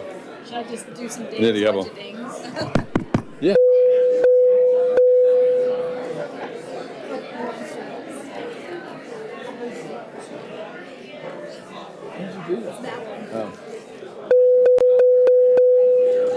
All right, I'd like to call the meeting back to order. Our first speaker to speak, if he can hear me, is Robert Pickert is our first speaker. Give our sound folks a little bit of time to get the system on, but Robert Pickert is our first speaker. We have 19 cards, 3 minutes per speaker.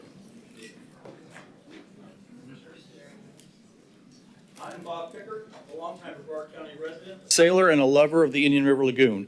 I supported the initial SOIRL tax and offer conditional support for a continued tax. I offer a general observation for improvement of the SOIRL program and a specific proposal that'd be good for the lagoon, good for the watershed, and good for Brevard's economy, providing long-term supplemental or other funding to reduce the need for the SOIRL tax. A mock fact sheet on the SOIRL project plan website states in part that dewatered muck can be used for beneficial purposes if deemed to be safe and cost-effective, or disposed of at a landfill if contaminated. The county Muccaneers did step up and arrange for 4 samples of the Grand Canal muck from the Pineda dewatering site, and the results indicate the muck is likely to serve as a good base for a pelletized biochar-based fertilizer soil amendment.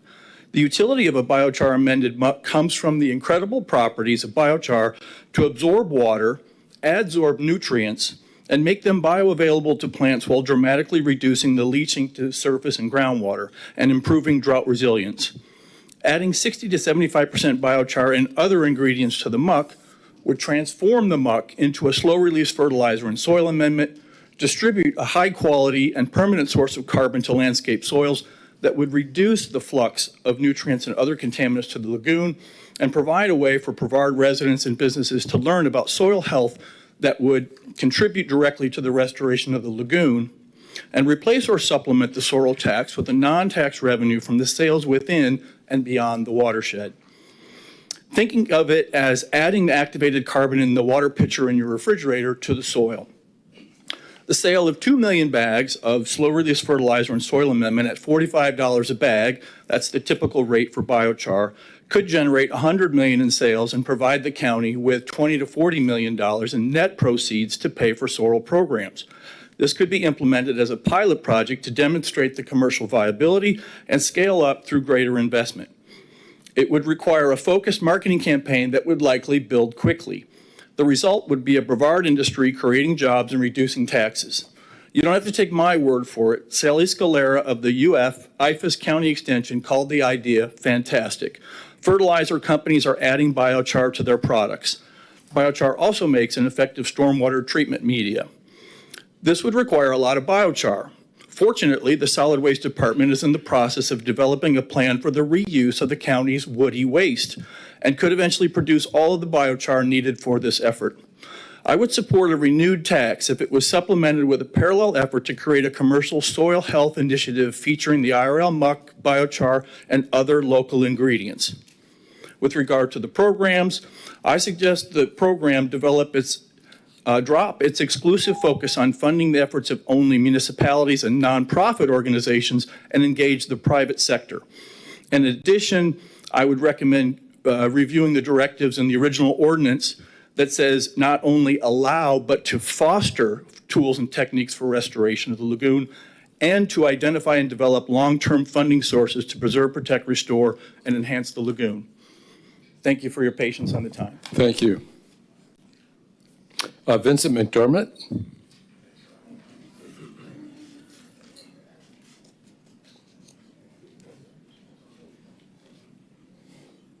Good evening, and thank you for this opportunity. My name is Vincent McDermott. I am from India Atlantic, and by background, I am a retired 50 years in city planning, retiring here to Florida. I'd like to commend you and the Oversight Committee and staff for setting clear objectives transparent process through the COC, and establishing metrics for identifying what is successful, changing plans for the better when better techniques are found. I have one major concern going forward. It took us 75 years to screw up the lagoon. It can't be fixed in 10 years. We need to look at processes to prevent the causes going forward. My pet peeve here is something I learned 50 years ago in college. We call it now LID, low impact development. We learned about that. We didn't even call it that. That's just smart growth management planning. Urban runoff has been shown to cause about 12% of the pollution that's in the lagoon.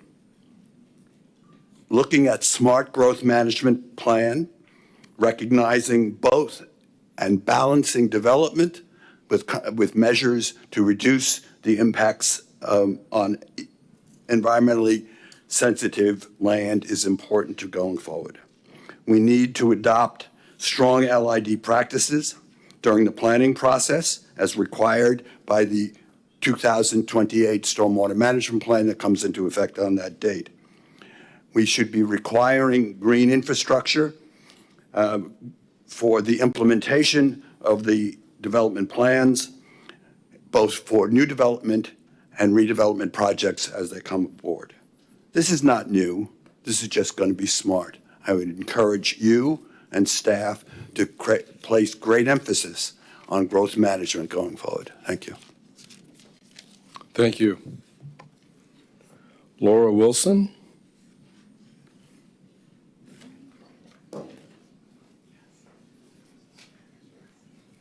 Good evening. I'm Dr. Laura Wilson. I'm the Executive Director of Marine Resources Council, an environmental nonprofit to protect and restore the Indian River Lagoon. Thank you for this opportunity for the public to learn, engage, and share our voices about the SOIRL program. The Indian River Lagoon is central to our economy, our environment, and our quality of life, and I'm here to support a ballot measure to renew the SOIRL half-cent sales tax. It took the 35 years for Chesapeake Bay to show signs of recovery after significant efforts to address pollution were initiated. I echo Virginia's, Laura Lee's, and others' assessments that the improvements we've seen recently in seagrass are related to the years of effort through SOIRL. However, with only 9 years under our belt, we still have a long way to go. One of the greatest strengths of the current program is the Citizens Oversight Committee. They provide a vital mechanism for listening to residents, reviewing projects, and ensuring accountability in how public dollars are spent. This level of public engagement and oversight should remain a cornerstone of the program moving forward and could actually be expanded to help with public communication and education on projects and fiscal decisions. We need to make sure that we're sharing the process and not just the results. At the same time, any long-term restoration effort must evolve. There are opportunities to strengthen the program by leading more intentionally with science and using the best data available to prioritize projects that deliver the greatest results. This means incorporating long-term monitoring to gauge project effectiveness and assuring we're using the most up-to-date baseline metrics on primary nutrient sources and how they might vary region to region. Brevard will continue to grow, and we need to ensure today's investments anticipate future development pressures. We've honed our skills at being reactive, and now's the time to be more proactive.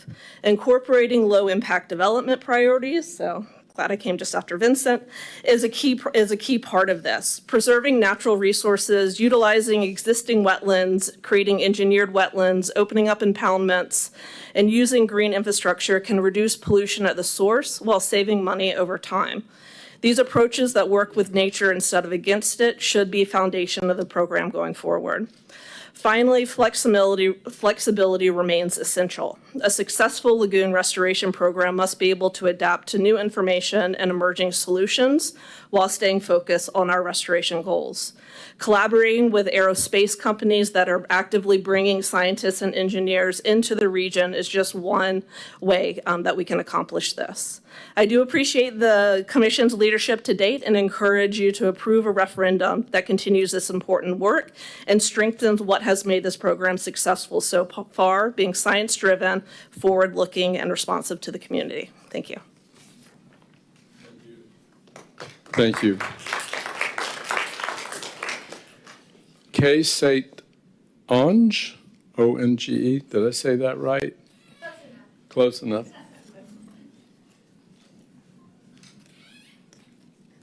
Thank you. Yes, my name is Kay St. Onge, and I'm speaking on behalf of the Titusville Tree Team, which is a citizens environmental advocacy group. Like many, I have a personal commitment to the lagoon. Beginning in 1998, I lived on my sailboat anchored in a lagoon and sailed the Caribbean. That's when the water was clean and safe to swim in.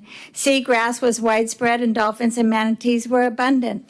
That is no longer the case. Septic tanks, sewer leaks, and clear-cut development have sent excess nutrients into the lagoon, fueling algal blooms, degrading water quality, and resulting in hundreds of manatees' deaths.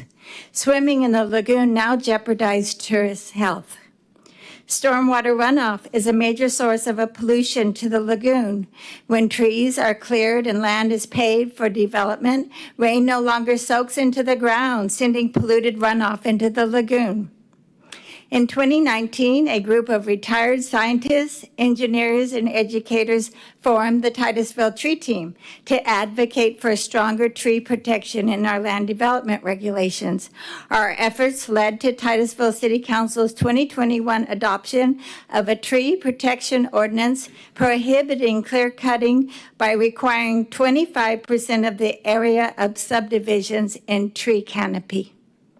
We also advocated for a low-impact development ordinance, which was adopted, and an urban forest management plan now in progress. The tree team has planted 220 native trees in city parks, reducing runoff, providing wildlife habitat, and cooling and beautifying our community. In 2022, the Marine Resource Council awarded the team its Achievement of the Year for outstanding service to the lagoon. The Titusville Tree Team supports extending the half-cent sales tax to fund SOIRL's many projects restoring the lagoon with an independent, science-based oversight committee. Thank you for your commitment to protecting the lagoon. Thank you very much. Thank you. Michael Majak.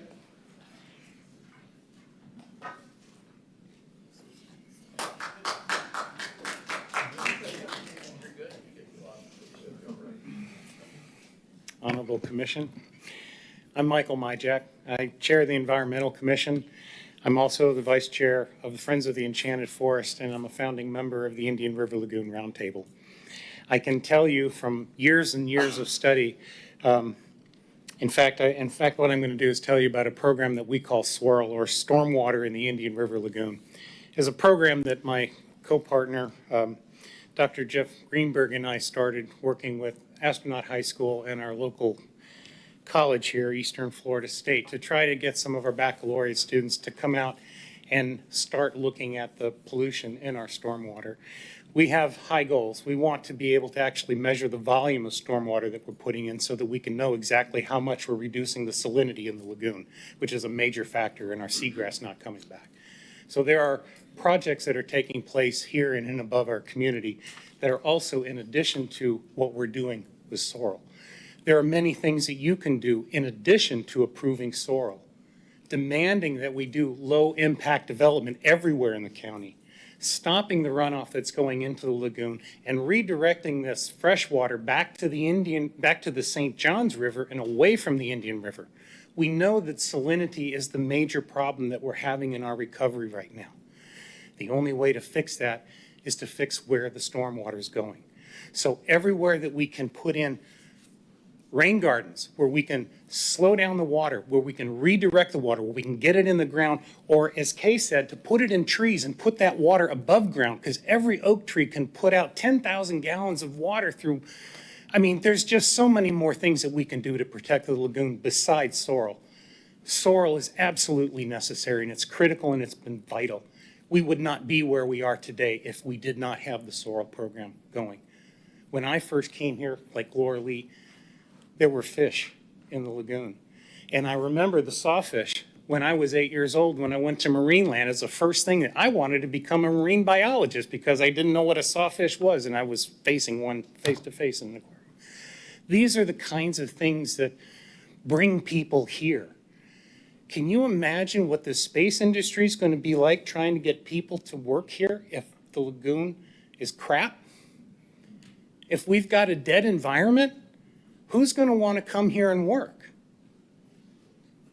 Our space industry is going to be our future here, but how you manage it is going to be critical to how we survive. Thank you. Thank you. Vince Lamb.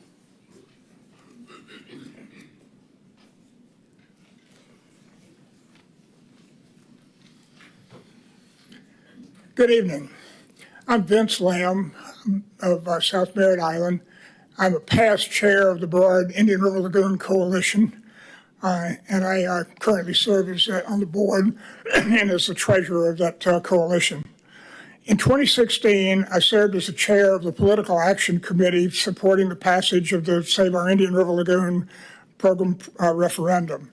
The referendum strongly passed in every precinct in Brevard County, provided a majority of votes in favor of the SOIRL program.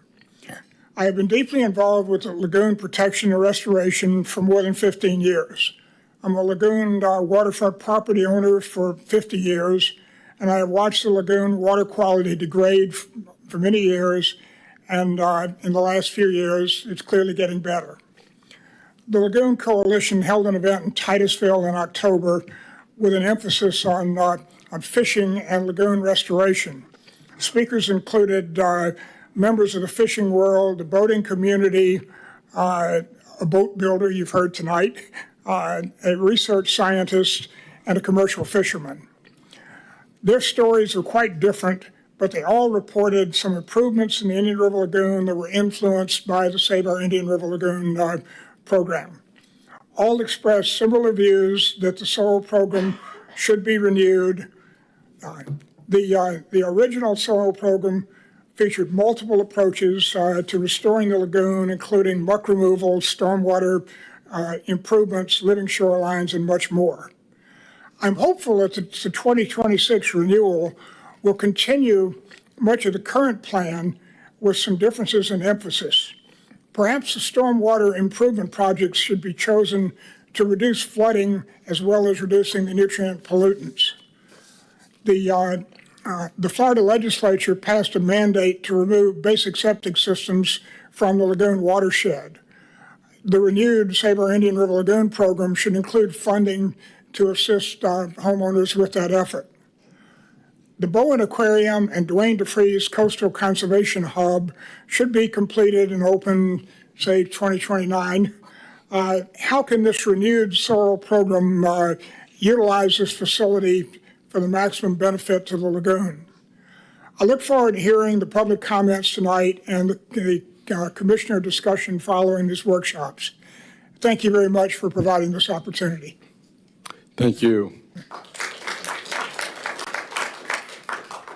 Craig Wallace. Good evening, Commissioners. Craig Wallace, Satellite Beach. I'm the current chairman of the Brevard Indian River Lagoon Coalition. I get you double barrel tonight, but I'll try to keep it short. I retired here 10 years ago on the shores of the lagoon to enjoy my favorite hobbies of sailing, windsurfing, and basically recreational boating. I was shocked in 2016 when my backyard was filled with dead fish.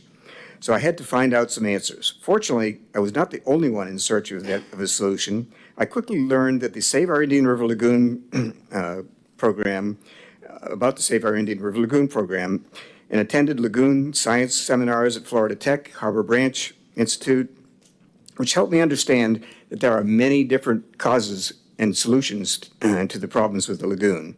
I also found other resident volunteers that were seeking a solution, the same solution, so I joined the Indian River Lagoon Coalition. We must use science to guide us.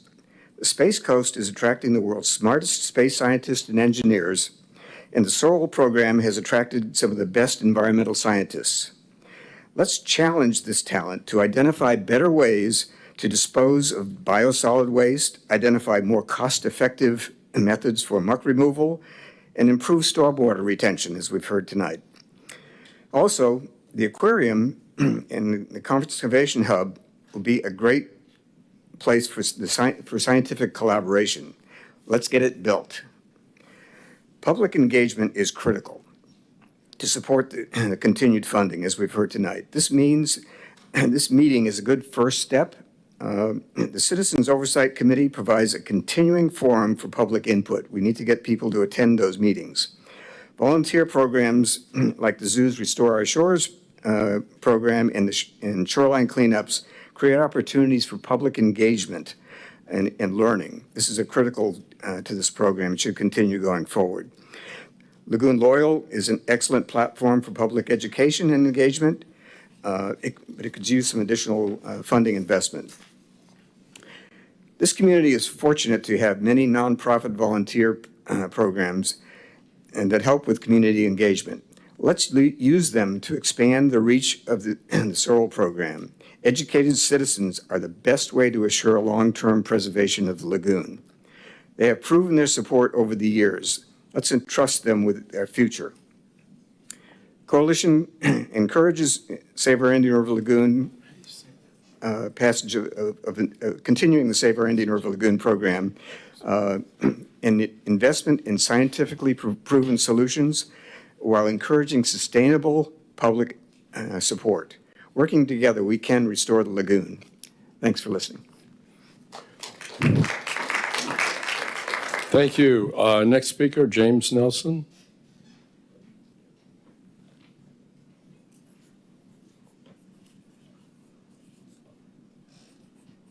Hey, good evening. Thank you very much to all the county commissioners for coming up to Titusville tonight, for coming up here in a long drive, and to our Commissioner Delaney, you have a short trip home, so congratulations. I come up here as a very concerned, grateful, humble, and hopeful citizen. All the speakers here tonight who've talked are a lot more experienced, knowledgeable than I am. I wanted to talk about some general things, speak a little bit about the past, the present, and what happens tomorrow. So I was here in 2016 when the ordinance came out. I was very happy. I was thinking somebody's got an idea, they want to help. So I voted for it. I voted for this tax increase. I read the items, articles in the paper later. Yeah, there were still papers back then I was reading about people on that committee having issues with contracts. And I thought, they're going to learn. They're smart. And I remember them getting their first contract let, and I saw the first articles about cleaning the lagoon out, and I'm like, they're making progress. So now we are a few years later, and they've come up here and spoken about what they've done.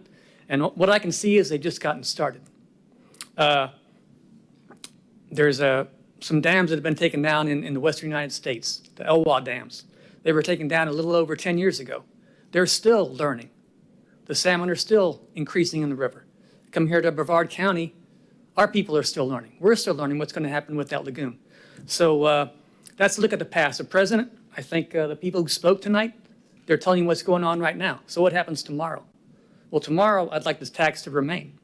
I'd like them to keep working, because the way I see it, we've had some people touch on it. The good doctor spoke here about a rain event we had in Titusville a few weeks ago. Well, that's going to happen again and again. We have water in the lagoon, we have stormwater issues, and all that's tied together. Development, all these suburban yards that are, it's my term, I'm going to call them a fake Downton Abbey front yard. That needs to go away, all right? So I'm here to support that 5-cent sales tax. And again, thank you for coming up here and listening, and have a good night. Thank you. Thank you.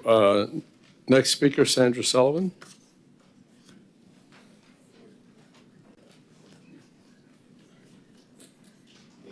Good evening, Sandra Sullivan. I run a group called Waves Action. And as an environmental advocate, I am not for renewing the sales tax. The county has huge infrastructure crisis. In the last meeting, when you were giving $12.1 million for a developer's garage, essentially, you talked about raising our taxes. You talked about the cost of infrastructure. So there's $168.5 million yet unallocated, according to the graph on the county website. I suggest you put that to critical sewage infrastructure and stormwater. Brevard has the largest number of manatee and dolphin deaths in the entire state. Now, you look at what happened, according to MRC, we had 1,300 workers laid off in 2010 with the passing of HB 981 in November 2010. And you look at the seagrass maps that are publicly available, including on Waves Action, and you go through the timeline, all the seagrass pretty much disappeared in 2011, corresponding with that change. The muck didn't change, the sewage systems didn't change, the septic systems didn't change at that time, but what changed to kill all the seagrass? In 1 year, almost all of it died and since. So we look since, in 2024, that seagrass had not recovered as of last year. And I posted, Brevard stopped spraying in 2024 where it drains to the lagoon, because I saw that, State Road 513, where I live, South Patrick Shores on South Patrick Drive, and in other areas in Brevard. And I went, so they can say the lagoon tax is working when the seagrass improves in 2025. That's my allegation. Repetition does not transform a lie into truth by Benjamin Franklin. So when you follow the science and you look, and I've read all the FIT studies that we've paid them over $5 million for, it says most of the muck flux sites are the causeways. Fix the cause. The other one, Turkey Creek, it says the muck is coming from the sewage treatment plant. Now I call it the muck tax. There's over $1 billion worth of muck projects. There's a $250 million muck project coming up on there for the Nassau and Banana River. Why the muck tax? Well, you can go back to when the PFAS report came out from Patrick and putting this burden on us. So Florida DEP is fining Brevard for dumping a lot of sewage. It's 2023 they've not reported. In 2023 and 2024, no, 2022 and 2023, Brevard dumped 21 million gallons of sewage. Most people don't know that. They don't tell you that. They talked about the $7 million, 7 million gallons before. So in conclusion, I just want to say, we're not matching the SOIRL tax to the state grants like we were promised. And what I would suggest is that we rethink this tax and we look at our critical needs in Brevard County and find a way. This is called the infrastructure surtax, Florida State Statute 212.055. And that means it should be going to infrastructure. And a lot of that tax, like grass clipping marketing, is not infrastructure and does not fulfill the state statute.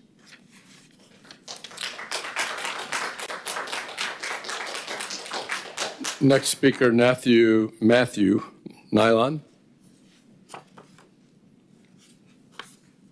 Hi, I'll be brief. I'm a Rockledge resident and live in precinct 237 right on the Indian River Lagoon. I've been a resident here since the 1980s. Also an avid fisherman, and I've watched with great dismay as the lagoon has deteriorated through time. I retired in 2019 from Lockheed Martin and bought myself a nice flats boat, and then watched the Indian River Lagoon turn into a green, slimy mess right after that. So I'm very saddened by that because I was looking forward to that. I think the greatest jeopardy to this renewal getting passed is people being skeptical about the projects and the decisions being made on how the money's being spent. There have been people who have claimed that this money has been used to subsidize further development, or people have claimed that the money has been put to projects for political reasons rather than scientific reasons. I don't know if those things are true, but I think a robust Citizens Oversight Committee process that is very transparent and a very transparent process at the county commission level is essential to maintaining people's trust to want to keep funding this program. And the greatest jeopardy is people losing trust in that decision making. So keep it open, keep it transparent, and I believe that we can pass the tax again and continue the cleanup of the lagoon. Thank you. Thank you. Tony Schifalo?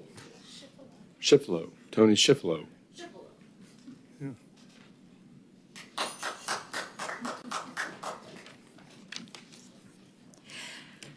I moved to Titusville and I bought the historic Norwood House, which was built in 1895. And indoor plumbing arrived there about 1925. And therefore, the pipes in the ground were very old. And I was lucky enough to benefit from the lateral line grants that the SOIRL made available.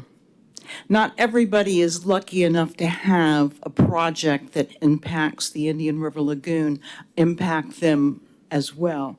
So I have a special interest, and I'm very interested in Sandra Sullivan saying, don't continue the tax, whereas I think it was probably a good idea, but I do agree that there needs to be a lot more education so that the citizens of Brevard County, instead of complaining, oh, that's half a cent sales tax and the river still stinks, they understand the types of things that are going on, like the lateral sewage line grants. Muck farming is kind of a strange thing to me, spending so much money on it, and then what do you do with all the muck? You're taking it over into the St. John's Basin waterway and distributing all of that, all of the toxins and all of the built up phosphorus and PFAS and all the bad things. You're just distributing them over there. There's got to be a different kind of solution. Michael Majak said, you know, we've got to start thinking outside the box. One of the places we should really start getting together and thinking about is with that space industry over there at the Space Center. They're wanting to ship their sewage across the Indian River Lagoon to a sewage plant that we, the taxpayers, put up the money for to pay. On the mainland, I think we need, they know how to deal with recycling and reusing water in space. Why can't they figure out how to do it down here as well? I know that's outside the SOIRL, but I think that the collaboration between especially Brevard County and the space industry will go a long way and would help people paying that half a cent sales tax, seeing that something really is being done. And the other thing that Sandra mentioned was that in 2010, the state changed from requiring mechanical harvesting of water weeds and things to allow spraying of herbicides. Boy, if we could stop that, that would help a lot. Make the landscapers and the maintenance people pull those weeds like we did when I was a kid growing up on Lake Susanna. Thank you. Thank you. Next speaker is Jason Miller.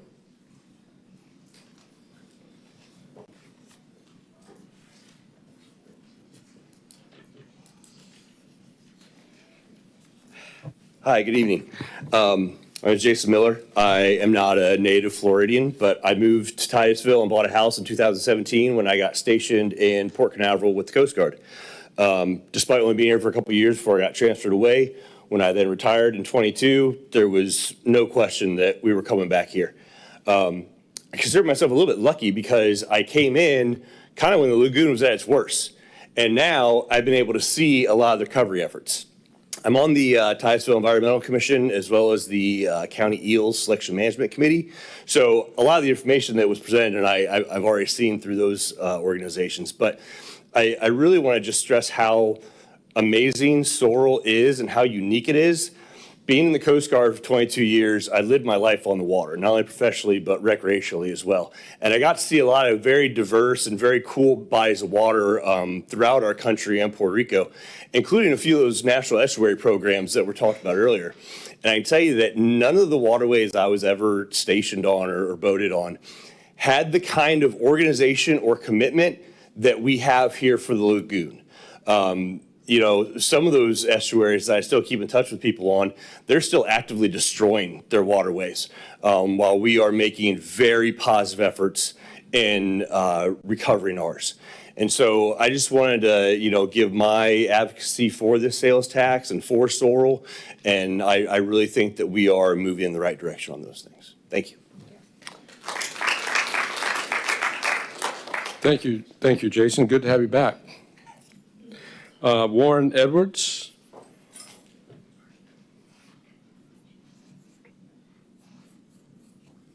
Good evening. First of all, I'd like to acknowledge all of you sitting up here. You know, this is really public service for you to take the commitment to listen to us and to really get what the citizens see are doing. And certainly listening to those presentations that you saw tonight, it's impressive what has been going on and how proud we should be as a county of what we've done so far. And obviously, I am totally in support of continuing this half-cent sales tax. And I am, a resident of Viera, and I've been here over 20 years. I'm a sailor and a kayaker, and I'm a biker. And I'll give you one example of improvement that I've seen. As a biker going up Rockledge Drive, there was one place that every time you went by, you wanted to hold your nose. It was funky. And it was like, ugh, glad I don't live there. And eventually it cleared up. And lo and behold, I found out that it was one of the septic to sewer conversions. Well, they took a whole block and they knew that that was an area that was a problem. And they went ahead and put sewers in. And now it doesn't stink. That's just one small example of what SOIRL has done for us. I think that the elephant in the room is development. That ultimately, the amount of development that we're seeing in our county is just a stress on not only the lagoon, but the whole society, whether it's the roads. And I would encourage you to really think about how can we tie infrastructure to development? In other words, we're not going to stop development, but how can we have a way where development is tied to having the proper infrastructure? And again, I think SOIRL, as well as all the other programs that are involved, not just SOIRL, are what's important. I also have concerns with learning about the Blue Origin and 490 million gallons of water a day of fresh water being put into a retention pond, but that retention pond eventually gets into our lagoon. You heard about salinity as a problem. And why can't we use the technology? These people are making money. This is a private business now. This is not NASA. And I don't think we planned for as much development that we're seeing out there. So we've got to take a look at that. And how about our aquifer? They're sucking that water out of our aquifer. And if they're doing it, all the other companies? So looks like I'm out of time, but I would say thank you very much, and keep up the good work. Thank you. Elizabeth Neville? Neville.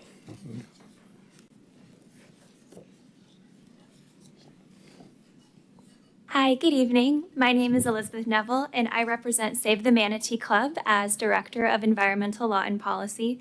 Thank you so much for the opportunity to provide public comments tonight. I'm here to support renewing the half-cent sales tax to support the SOIRL program.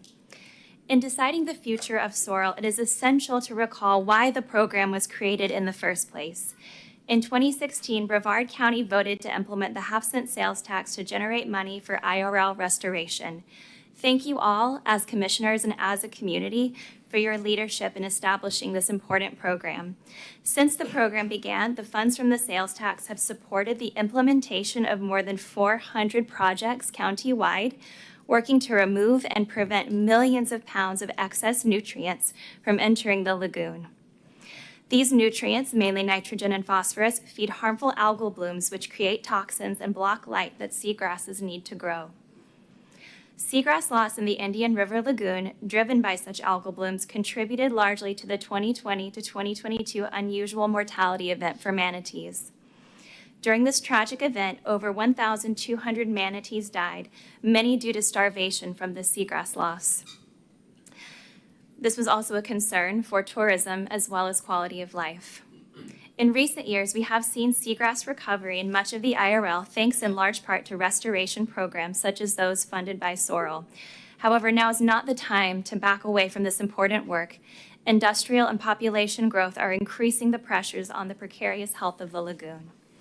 The SOIRL program focuses on implementing projects like septic to sewer conversions, muck removal, and stormwater and wastewater treatment upgrades. These projects actively reduce and remove pollution in the lagoon, supporting seagrass recovery and overall ecosystem health. These projects must get done to protect the health of the IRL, wildlife like manatees that call it home, and the many people that live in its watershed. Without SOIRL providing guaranteed financial support to these projects, IRL restoration will be slower if it is able to happen at all. To save the lagoon, we must continue to support the program that makes these amazing projects possible. Please continue this program for the sake of the IRL and its residents. Thank you so much. Thank you. Stan Johnson?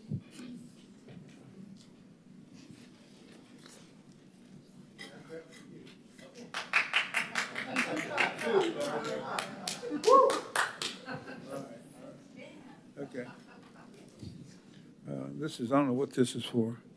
My name is Stan Johnson. I'm a registered professional engineer, registered land surveyor.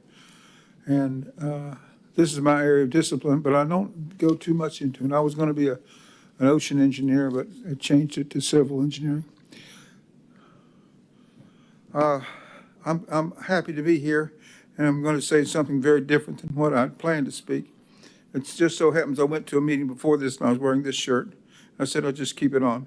Because what we're having right now in the city of Titusville is we're having a horror story of politics, a horror story. October 26, 2023, I had a phone call from a friend saying, hey, listen, you know, the Titusville Police Department, they got a scanner saying that you're to be arrested.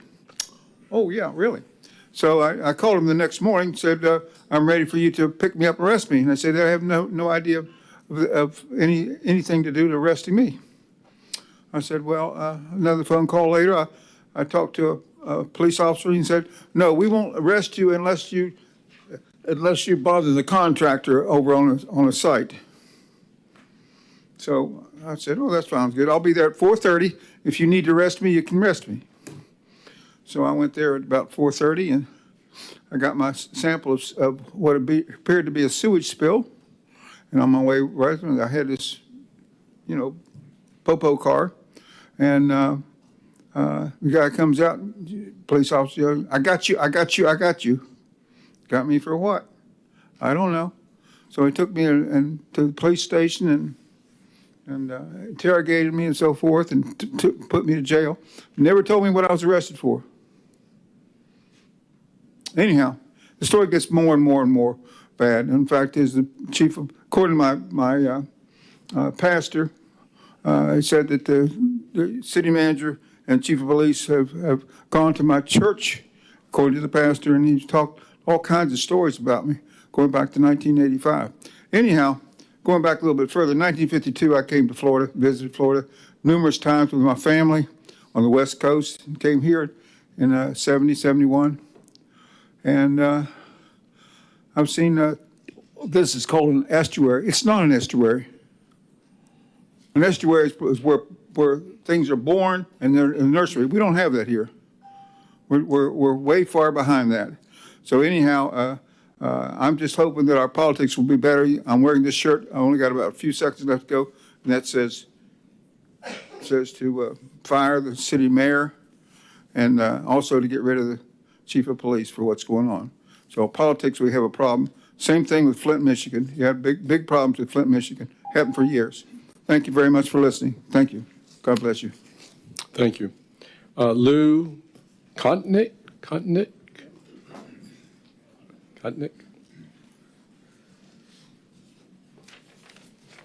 Hi, Lou Kontnick. I live in Melbourne, and I want to start by thanking you for holding this meeting. This is the kind of meeting we have to get the knowledge out. My wife and I retired to Brevard, excited about the amenities and the beauty of this place in 2016. We bought a house 2 weeks before the big March 2016 fish kill, and we moved in 2 weeks later. So I've had a keen interest in the lagoon ever since. I spent 8 years on the board of the Brevard Indian River Lagoon Coalition and helped to found the Indian River Lagoon Roundtable. Here are my thoughts. The lagoon has improved, and we have more work to do. Water visibility improved, seagrass returning, no major fish kills. SOIRL has been a game changer, providing focus, funding, and understanding. Focus. SOIRL gives the community a focal point for understanding and seeing the action on the lagoon. The COC meetings, excellent. The commission meetings for the annual review and approvals, perfect. Project complete documents, as we've got now, and that gives a hook, a method for the media and other groups to follow along. Funding. The plan is for 412 projects that will reduce by more than 1 million pounds, maybe more than that, of pollution. So far, 212 complete or in process. And that's based on the 417 million of SOIRL funding. But that's leveraged, as we've heard, by 110 million in additional outside grants and then even more matching of local projects. Understanding, careful planning, and professional execution has led to better understanding of the problems and solutions.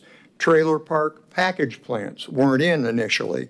Excess fresh water, salinity and seagrass problems, smoke testing and repairs, and of course, we've got the 53,000 septics in the watershed. I want to continue living here. So do the increasing numbers of space employees and tourists that join us. We need to keep up the work to keep us here and happy. We need to pass the SOIRL tax. I just want to make one comment about an example that is worth looking at from our point of view, and it was mentioned earlier, and that is Chesapeake Bay, 35 years and really highly improved, but takes commitment. Thank you for what you're doing. Thank you. Tracy Phillips.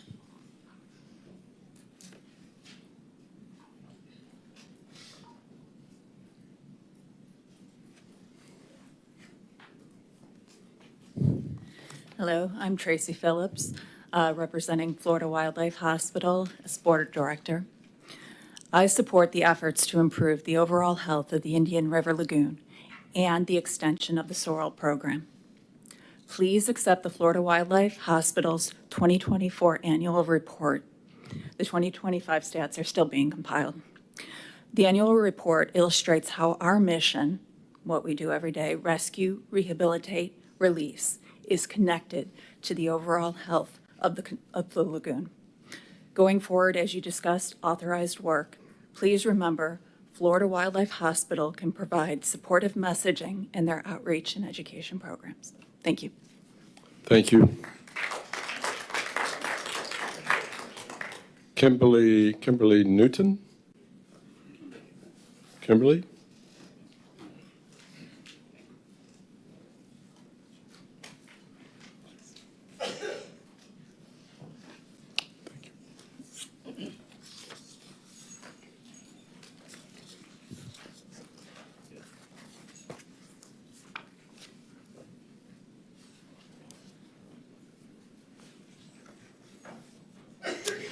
Hi, I'm Kimberly Newton. I serve on the Citizens Oversight Committee in the voting seat for Education Outreach and Advocacy. It's a position I take very seriously, and I'm very privileged to be able to serve on. After years of being an advocate in the community, I was asked to apply, and after some time, I was offered the position to fill in for Mel, who left once upon a time. I wasn't sure if it was the right use of my time. I definitely live wide, and I wanted to make sure that I was using my time wisely. But After being on the board or the committee now for 5 years, I can tell you that it has been the most beneficial opportunity that I've ever done in public service. I learn constantly from our FIT community, from our county, from Brandon's videos. The whole team on the county is spectacular with getting back to us with information. I definitely submit questions pretty regularly, and they always get back to us quickly and extensively. It's been a great opportunity, and I really can't imagine not giving the community an opportunity to vote if we want to tax ourselves again. I know that you're positioned to decide whether or not that is offered to them. I hope you act wisely, as you all do, to give the community an opportunity to vote and get this tax approved again. For the record, I'm not pro-tax, but I am pro-Lagoon, and if we choose to put those monies towards the conservation, we should have that. That said, my big, some people have used the term elephant in the room, some people have used causation. With all the facts here, we do need to continue to increase our accountability and our transparency with the projects.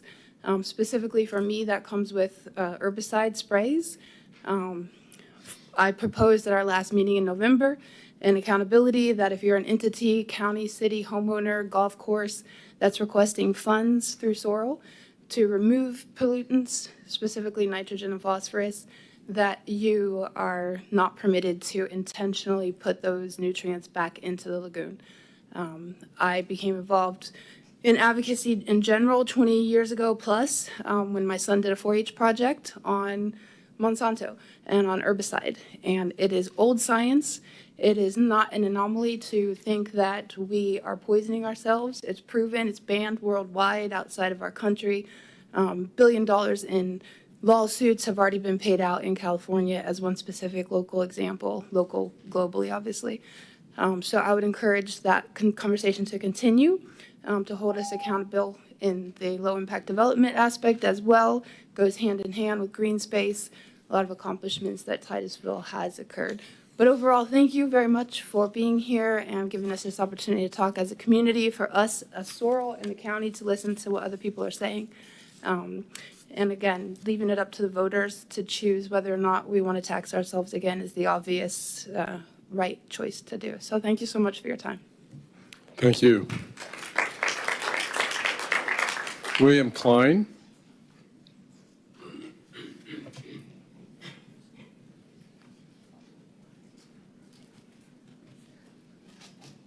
I'm William Klein from Titusville, Florida. I'm very pleased to hear all the work that you all have done in the SOIRL, funding it and keeping it going. One of the things I have not seen happen yet is to let the people and the public know if the water is safe to swim in and recreate in. Several counties in Florida have a program where they test the water, sometimes on a weekly basis, sometimes more frequently, and publish what the readings are so people know when they are safe to swim. This is what they did in Palm Beach County, where I used to live, where I used to swim. If there was a problem, it would be posted. They use the federal EPA standards for recreational water safety. This is on the internet, it's in the papers, and it's posted at the beaches where people swim. One thing that I would like to request, since I live in Titusville, and the only place that we can swim in the Indian River Lagoon here in Titusville is over at Parish Park. There was a big beach there one time. It was a public beach. They had lifeguards there. I think it was back in the 50s. Right now, there is a small beach that's still there, a parking area, but no one knows when it's safe. Some people have gotten infections there from the water. One boy, I think it was around 2020 or 2021, became paralyzed swimming in the area. It would be, I have checked to see what the cost is to test for EPA standards, and it's like $50 a test. I know that doesn't sound like much, but it begins to add up when you have to go maybe a full year. However, it's still small amounts of money compared to a lot of the other projects. And I would please like to see you all sponsor somebody or ask some group to come and test the water where people do swim, where they kayak, where they sail boats, where they fish. This would be very beneficial to the public, and I hope you all keep SORL going. I'd like to see it funded for many more years because you are doing a great job. Thank you.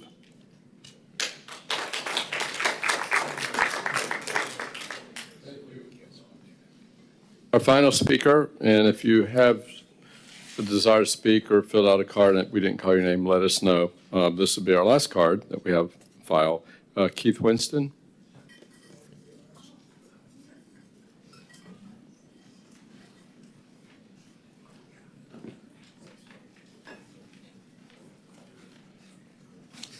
Good evening, Commissioners. A lot of you know the zoo. I'm Keith Winston from Brevard Zoo.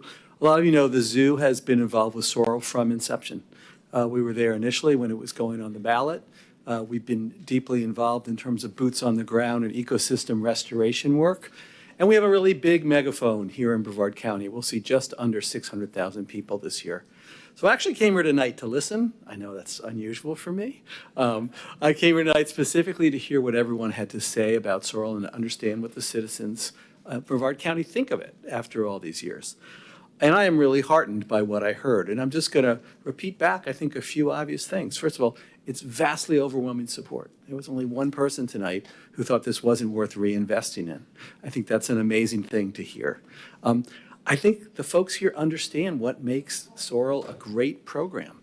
The latest science, it's being able to be reactive, it uses science to base its decisions, and then a great two-part citizen oversight committee. For all of you who are worried about fraud on your computers, you know that double check is so critical, and you have it with the citizens oversight and then your role as commissioners. So I think people really understand what makes SOIRL effective, and they also understand the opportunities for the future. And that is continued flexibility, the ability to react to the latest science. And I think we heard it from quite a speakers, more investment in communication, in getting the word out with people, engaging them so they understand where their dollars are going. So I learned tonight, I think people understand the program. They see the incredible things it's done and the potential for the future. And I really salute you for giving folks the opportunity to be there and to sit here and listen, as you're going to do again in a week, to make sure people's voices are heard. And I am heartened. I need to look at all of you up here and all of the folks who work at SOIRL and all the Citizens Oversight Committee. People, get your work, not just the impact it has, but the incredible rigor everybody shows in having it done. So I think this opportunity, I want to hear what people in Palm Bay have to say, because I feel like we all have a responsibility to react to that and to make sure those of us working in this field are listening to folks and doing the best work we can. So thank you very much.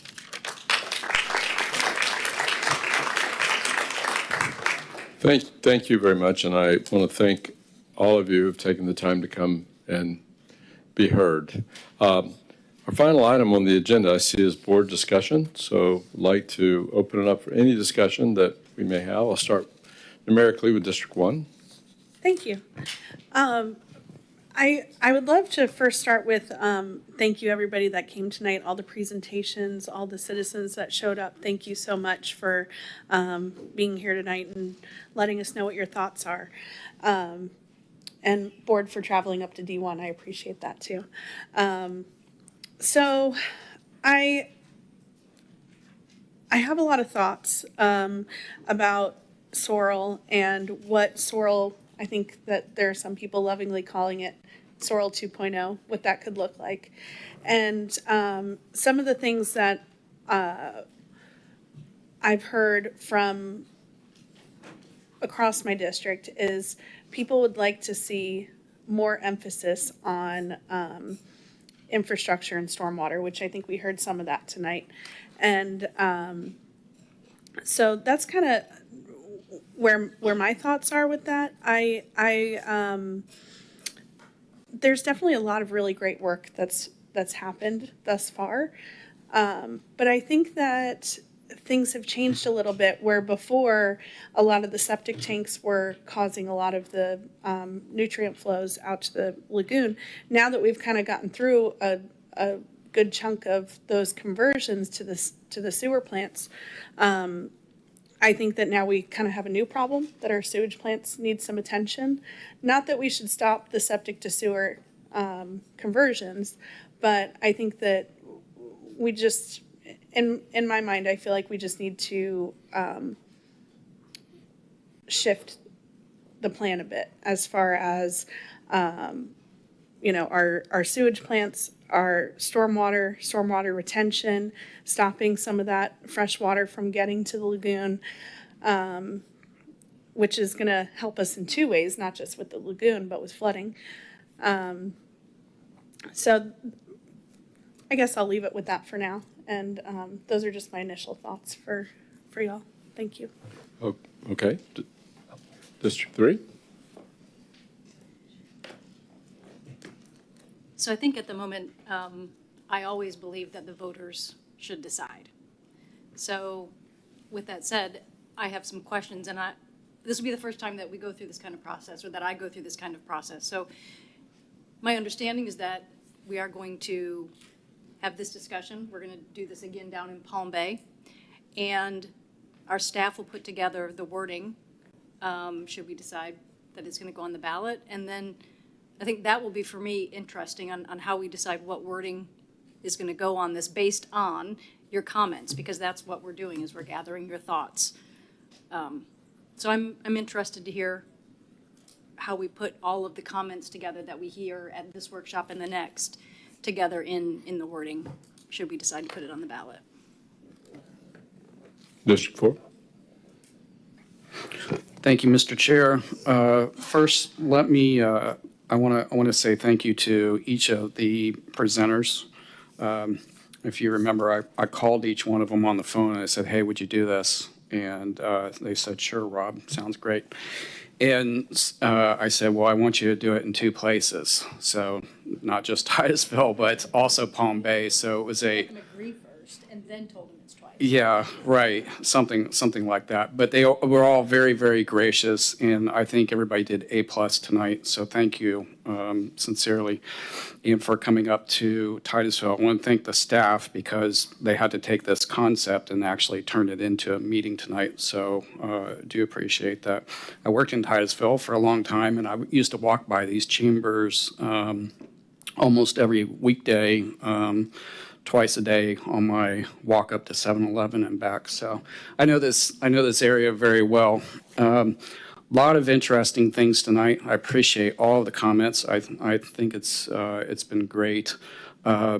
We've talked about stormwater before, and if we're really clever in the future, especially, we're a big county, right? So North County is not exactly, and we're going to find that out next week, right? We're going to hear different things down there. But if stormwater retention also means that you have flood control and you keep it out of the river, then I think you're doing two good things at the same time. So I don't think that's an impossible task for up here.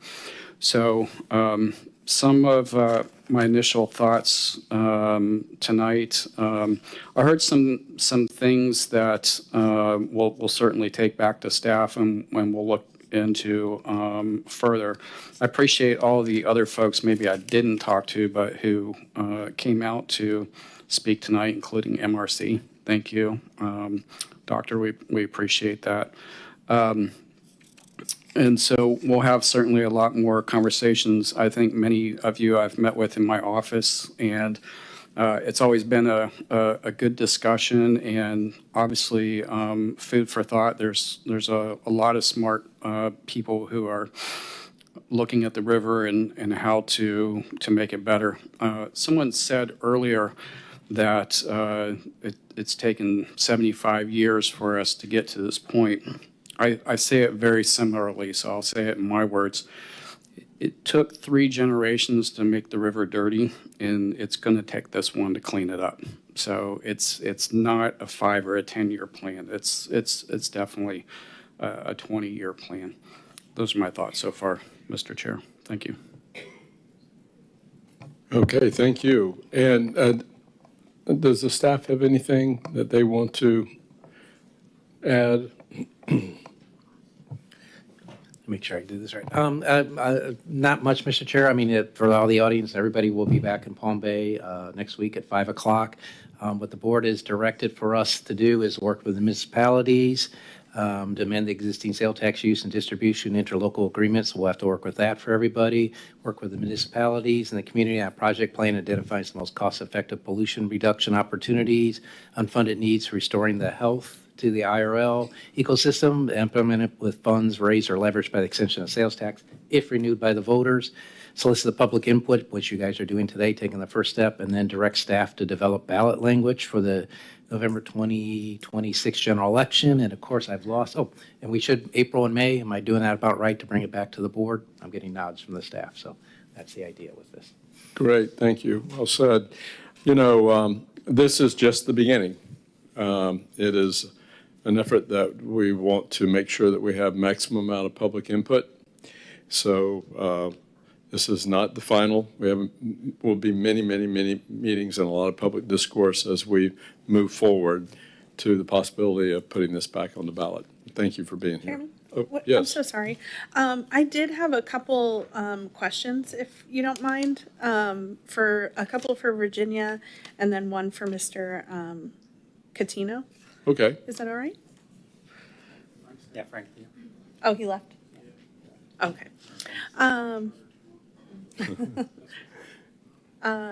For Virginia, one of the things in your presentation, the pie chart on one of the first few slides, it had the 31 or 37.1%. Is that muck removal? Yes. Okay. And then and interstitial treatment. And what was that? I'm sorry. Interstitial treatment. Okay. So on the slide that had all the projects listed, there was a bunch like in the Scottsmore Mims area, it looked like. Are those considered Titusville projects, or I didn't see? On the map? Yes. Yeah, some of them are city of Titusville projects. Some of them are in the unincorporated area. Okay. The county projects. And then the chart that talked about pollution source, the one that was very little on the left side that was point source, was that, that's considered like sewage dumps and things like Wastewater that? discharges. And so when was that analysis done? So initially, it was done based on data that was available in 2016. We've been updating that over the years. We've just updated it again in the last month or so. Okay. Try to keep it current.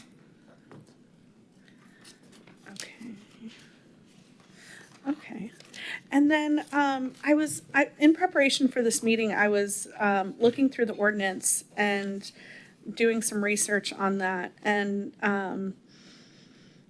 one of the things I've kind of heard some gray area around the ability to use SOIRL dollars for sewage plants and like updating the sewage plants, even expanding capacity, things like that. And so when reading it, it sounds like we have a little bit more freedom to do that versus just AWT expansions. Right. The ordinance language is, I think, written broadly enough that you have quite a bit of flexibility. When the planning began and the board direction at the time, the COC concurrence, was that these funds would be used to do what the utilities couldn't do with the kinds of rates that were set at the time, right? And so not using this half-cent sales tax to replace what ratepayers should be covering in their rates and complying with state rules, but using the tax dollars to go above and beyond requirements. Over the 9-year life so far, a lot of the rules have changed. And so the wastewater treatment plants, the utilities, the stormwater, the bar has risen. And so the rates that they had don't account for that. And so one of the things that we've talked to the Oversight Committee about is for them to have a discussion. I think it'll probably happen in February of, how they perceive that changing environment and how the program should adjust to those rule changes. But, certainly the board, that's the board's authority to look at, how you might want to broaden the use of the tax going forward. Okay. And so I guess I'm wondering about, just because I wasn't, watching government meetings in 2016, really. I'm wondering about like the thought process or the foresight of all of the septic to sewer conversions. Was that ever translated into, oh wow, these sewage plants were planned and maintained to a rate before all those requirements happened, so now we have all these new septic tanks that now go to the sewers, so that's part of the reason why our capacity has risen. So I kind of feel like it's fair to assume that the sewage planning wasn't really expecting this type of a mandate to come down.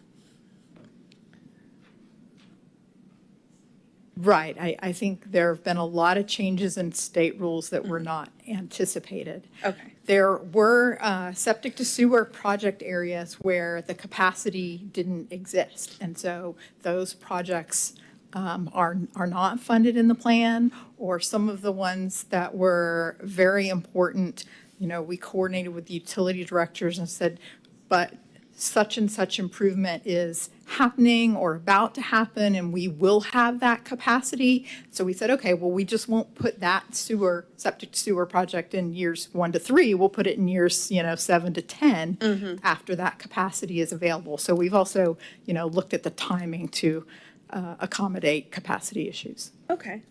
And then I was also reading something about the wetland action plan, and the objective is preserve, protect, restore, and enhance the wetland resources of the Indian River Lagoon region. And so that was really interesting to me, because not only do we have this allowance in the ordinance, but also we now, thanks to the voters, have an EELS program. And so between these two programs, we might be able to do some cool stuff with stormwater parks and retention and rehabilitating wetlands and that kind of stuff. So do you have any thoughts about, could you, maybe I'll ask it this way. Is there anything in the plan now that goes towards this part of the action plan for the wetlands? Towards using wetlands to store and treat stormwater? Right, or like hold back. preserve, protect, restore, and enhance the wetlands that we have in the Indian River Lagoon region. So we have partnered with the Water Management District on wetland priorities, and we share priorities with the EEL program as well. There are rain garden type programs and bioswale type wetlands that are funded as stormwater projects in the lagoon plan, several that have been constructed so far. Okay, cool. All right, I think that's probably good for me for now, unless anybody else.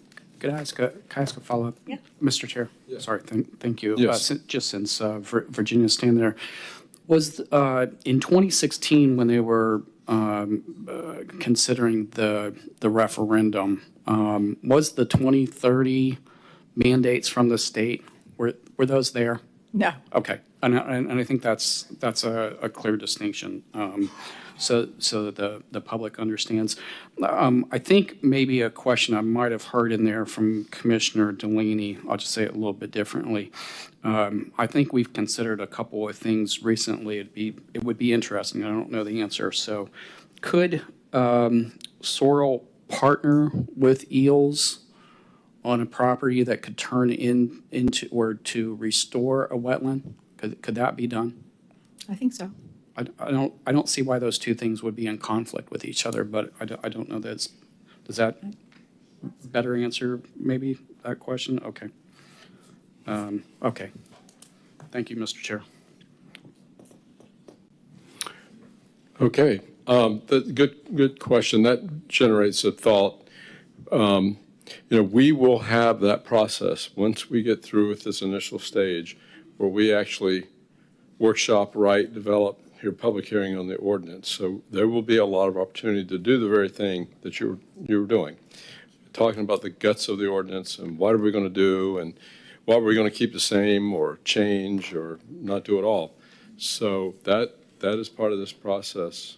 And that's why we wanted to get started very early on with this process so the public's engaged and the staff.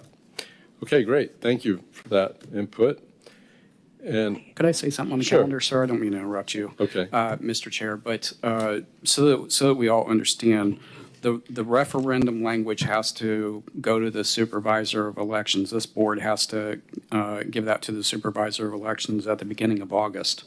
Now, we don't want to be that late in getting the language over there. That's why we're doing these in January. Okay, great. That's good. Very good point. Did you? I have one more. Okay. Thank you. So I know we don't have board reports, but this is something that I really would like to bring the board's attention, and it's kind of time sensitive. So I really appreciate Virginia. She reached out to the FDEP to try to get the meeting in Vieira where we have more parking, and it's just a better situation for the Blue Origin conversation with the FDEP. And basically they sent back a response that was thank you, but no thank you. And so then I asked my staff to please, correspond with the FDEP to see if there's any consideration, because the lake, the ag extension, they have very limited parking. And the response was, this is very short, the DEP regulatory has conducted public meetings in an open house forum for years, and it has proven the most effective and efficient way to properly engage and have discussions with the public, as well as receive and log public comments. So I have a little bit of an issue with the way that they're holding their meeting, because it's an open house forum. They don't get to, not everybody gets to hear the questions and responses in that type of a format. And then this is basically, in my mind, I'm thinking this is like basically an evening of sidebars. And we need public solutions. We don't need sidebars. That was the whole point of asking for this public meeting. And so I guess I'm coming to the board and to our county manager to see, are there any steps that we can take to make this go a different way, a better way for our residents? Because unfortunately, I've been to countless of these types of meetings, and they go nowhere. They write down the public comments and nothing comes of it. And I just feel like it's such a disservice to our community, especially when, like,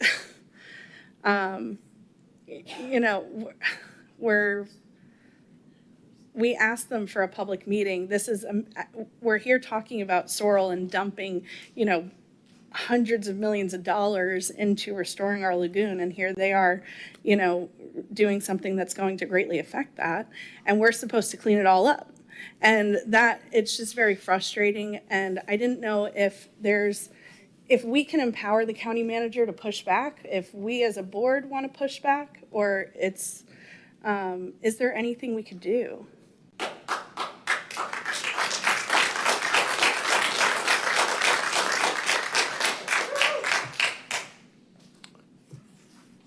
You go, oh, I'm sorry, Jim, go ahead. Well, I didn't know that.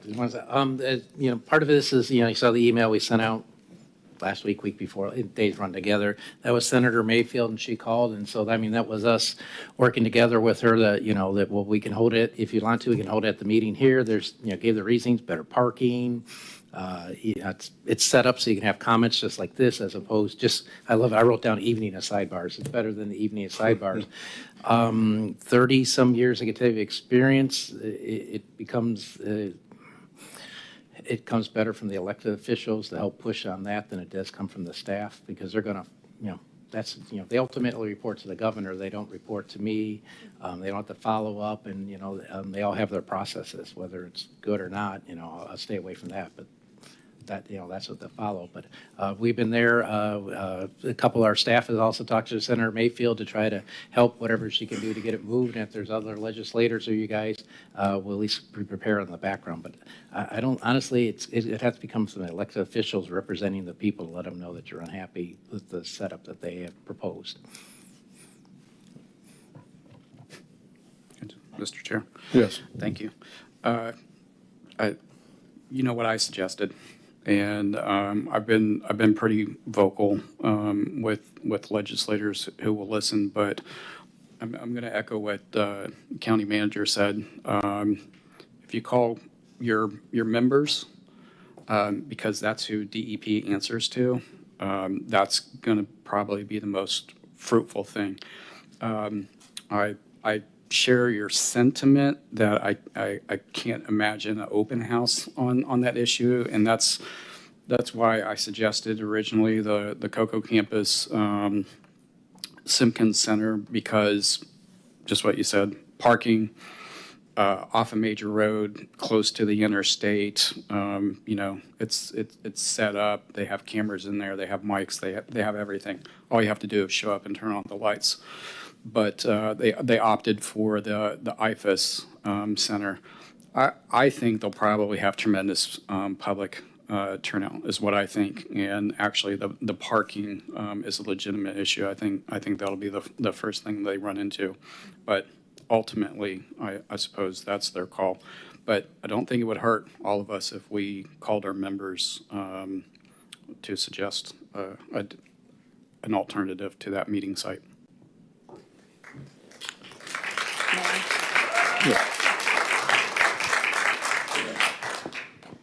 So I'm going to echo a lot of what you just said, Commissioner, because I have been very disappointed in the way they decided to schedule this meeting and run it. Now, I will also say that I was very heartened because FDOT did the same thing when we were having an issue in my district, and that actually went surprisingly well. And I think it was because of the overwhelming support of the people who showed up. I think that they're going to see the same thing. But I also know that because of my relationships with our representatives, I've also been reaching out to let them know, because that's my job. I was elected to make the phone calls that my residents can't make because they're at work. So my job is to relay how my residents feel to the people who need to do something about it. I would say that's how we have to get this done. That's my 2 cents.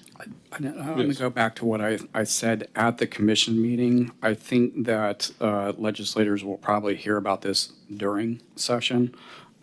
So it's January 30th is session. So if the public's not satisfied with that meeting, they'll probably, the next natural course of action would be to contact members. So I've suggested that to a few who will listen on that issue. So keep calling your members. That's all I can say. Jim, remind me of the date. What is the date so we have a sense of timing? It is January 30th, 4 p.m. at the UF Extension Center on Lake Drive. I can't remember the address, like 3965. It's what everyone calls the Extension Center. It's Right. from 4 to 7. Very limited parking. Do we have time to do that? Does the DEP have time to change? I don't know what the notice requirements are with the state. That I wouldn't know enough, but I mean, it's still, 2.5 weeks Right, away. it's getting I'm close. getting to 3.5 weeks away. Yes. So, and Mr. Chair, I could also add, we have pretty good relationship with Eastern Florida State College. So That's a great Bernie recommendation. Simpkins, so That's I mean. A lot you of know, seats there, Jack secure. Parker and Dr. Ritchie have always Right. been good, very good to work with. So, I mean, that's also an opportunity there too. Could I ask a clarification? What's our notice requirement for a meeting? Reasonable notice. Okay, is it 72 hours? Wow. But Seriously, reasonable under the circumstances. but I mean, typically, don't we notice something like Thursday before a Tuesday meeting with agenda and all that sort of thing? Yeah. The dates are noticed well in advance of that, but that's when the agenda comes up. Okay. So from what I've heard with petitions, we might need Space Coast Stadium, you know? Well, well, you own that, so yes. Yeah. Thank you, Okay, Board. well, I appreciate it. I think we got a message, let's reach out. We need to reach out to the governor's office. Ultimately, DEP works for the governor. He runs the executive branch, so probably should reach out, all of us, not only to our delegation members, but to the government liaison positions with the governor's office probably would be I would think he'd want to be responsive, so we'll do that. We'll do that. Thanks for bringing that up. Okay, I think we have heard everything. Again, I want to thank the commission. That's been fun. In the old days, and I'm an old timer, the old days we used to have meetings all over the county. We'd alternate commission meetings. Melbourne, Titusville, Melbourne, Titusville. So this kind of Melbourne, Palm Bay, Titusville it was kind of we're a traveling roadshow. This brings back a lot of good memories. So thank you for being here. Thank you.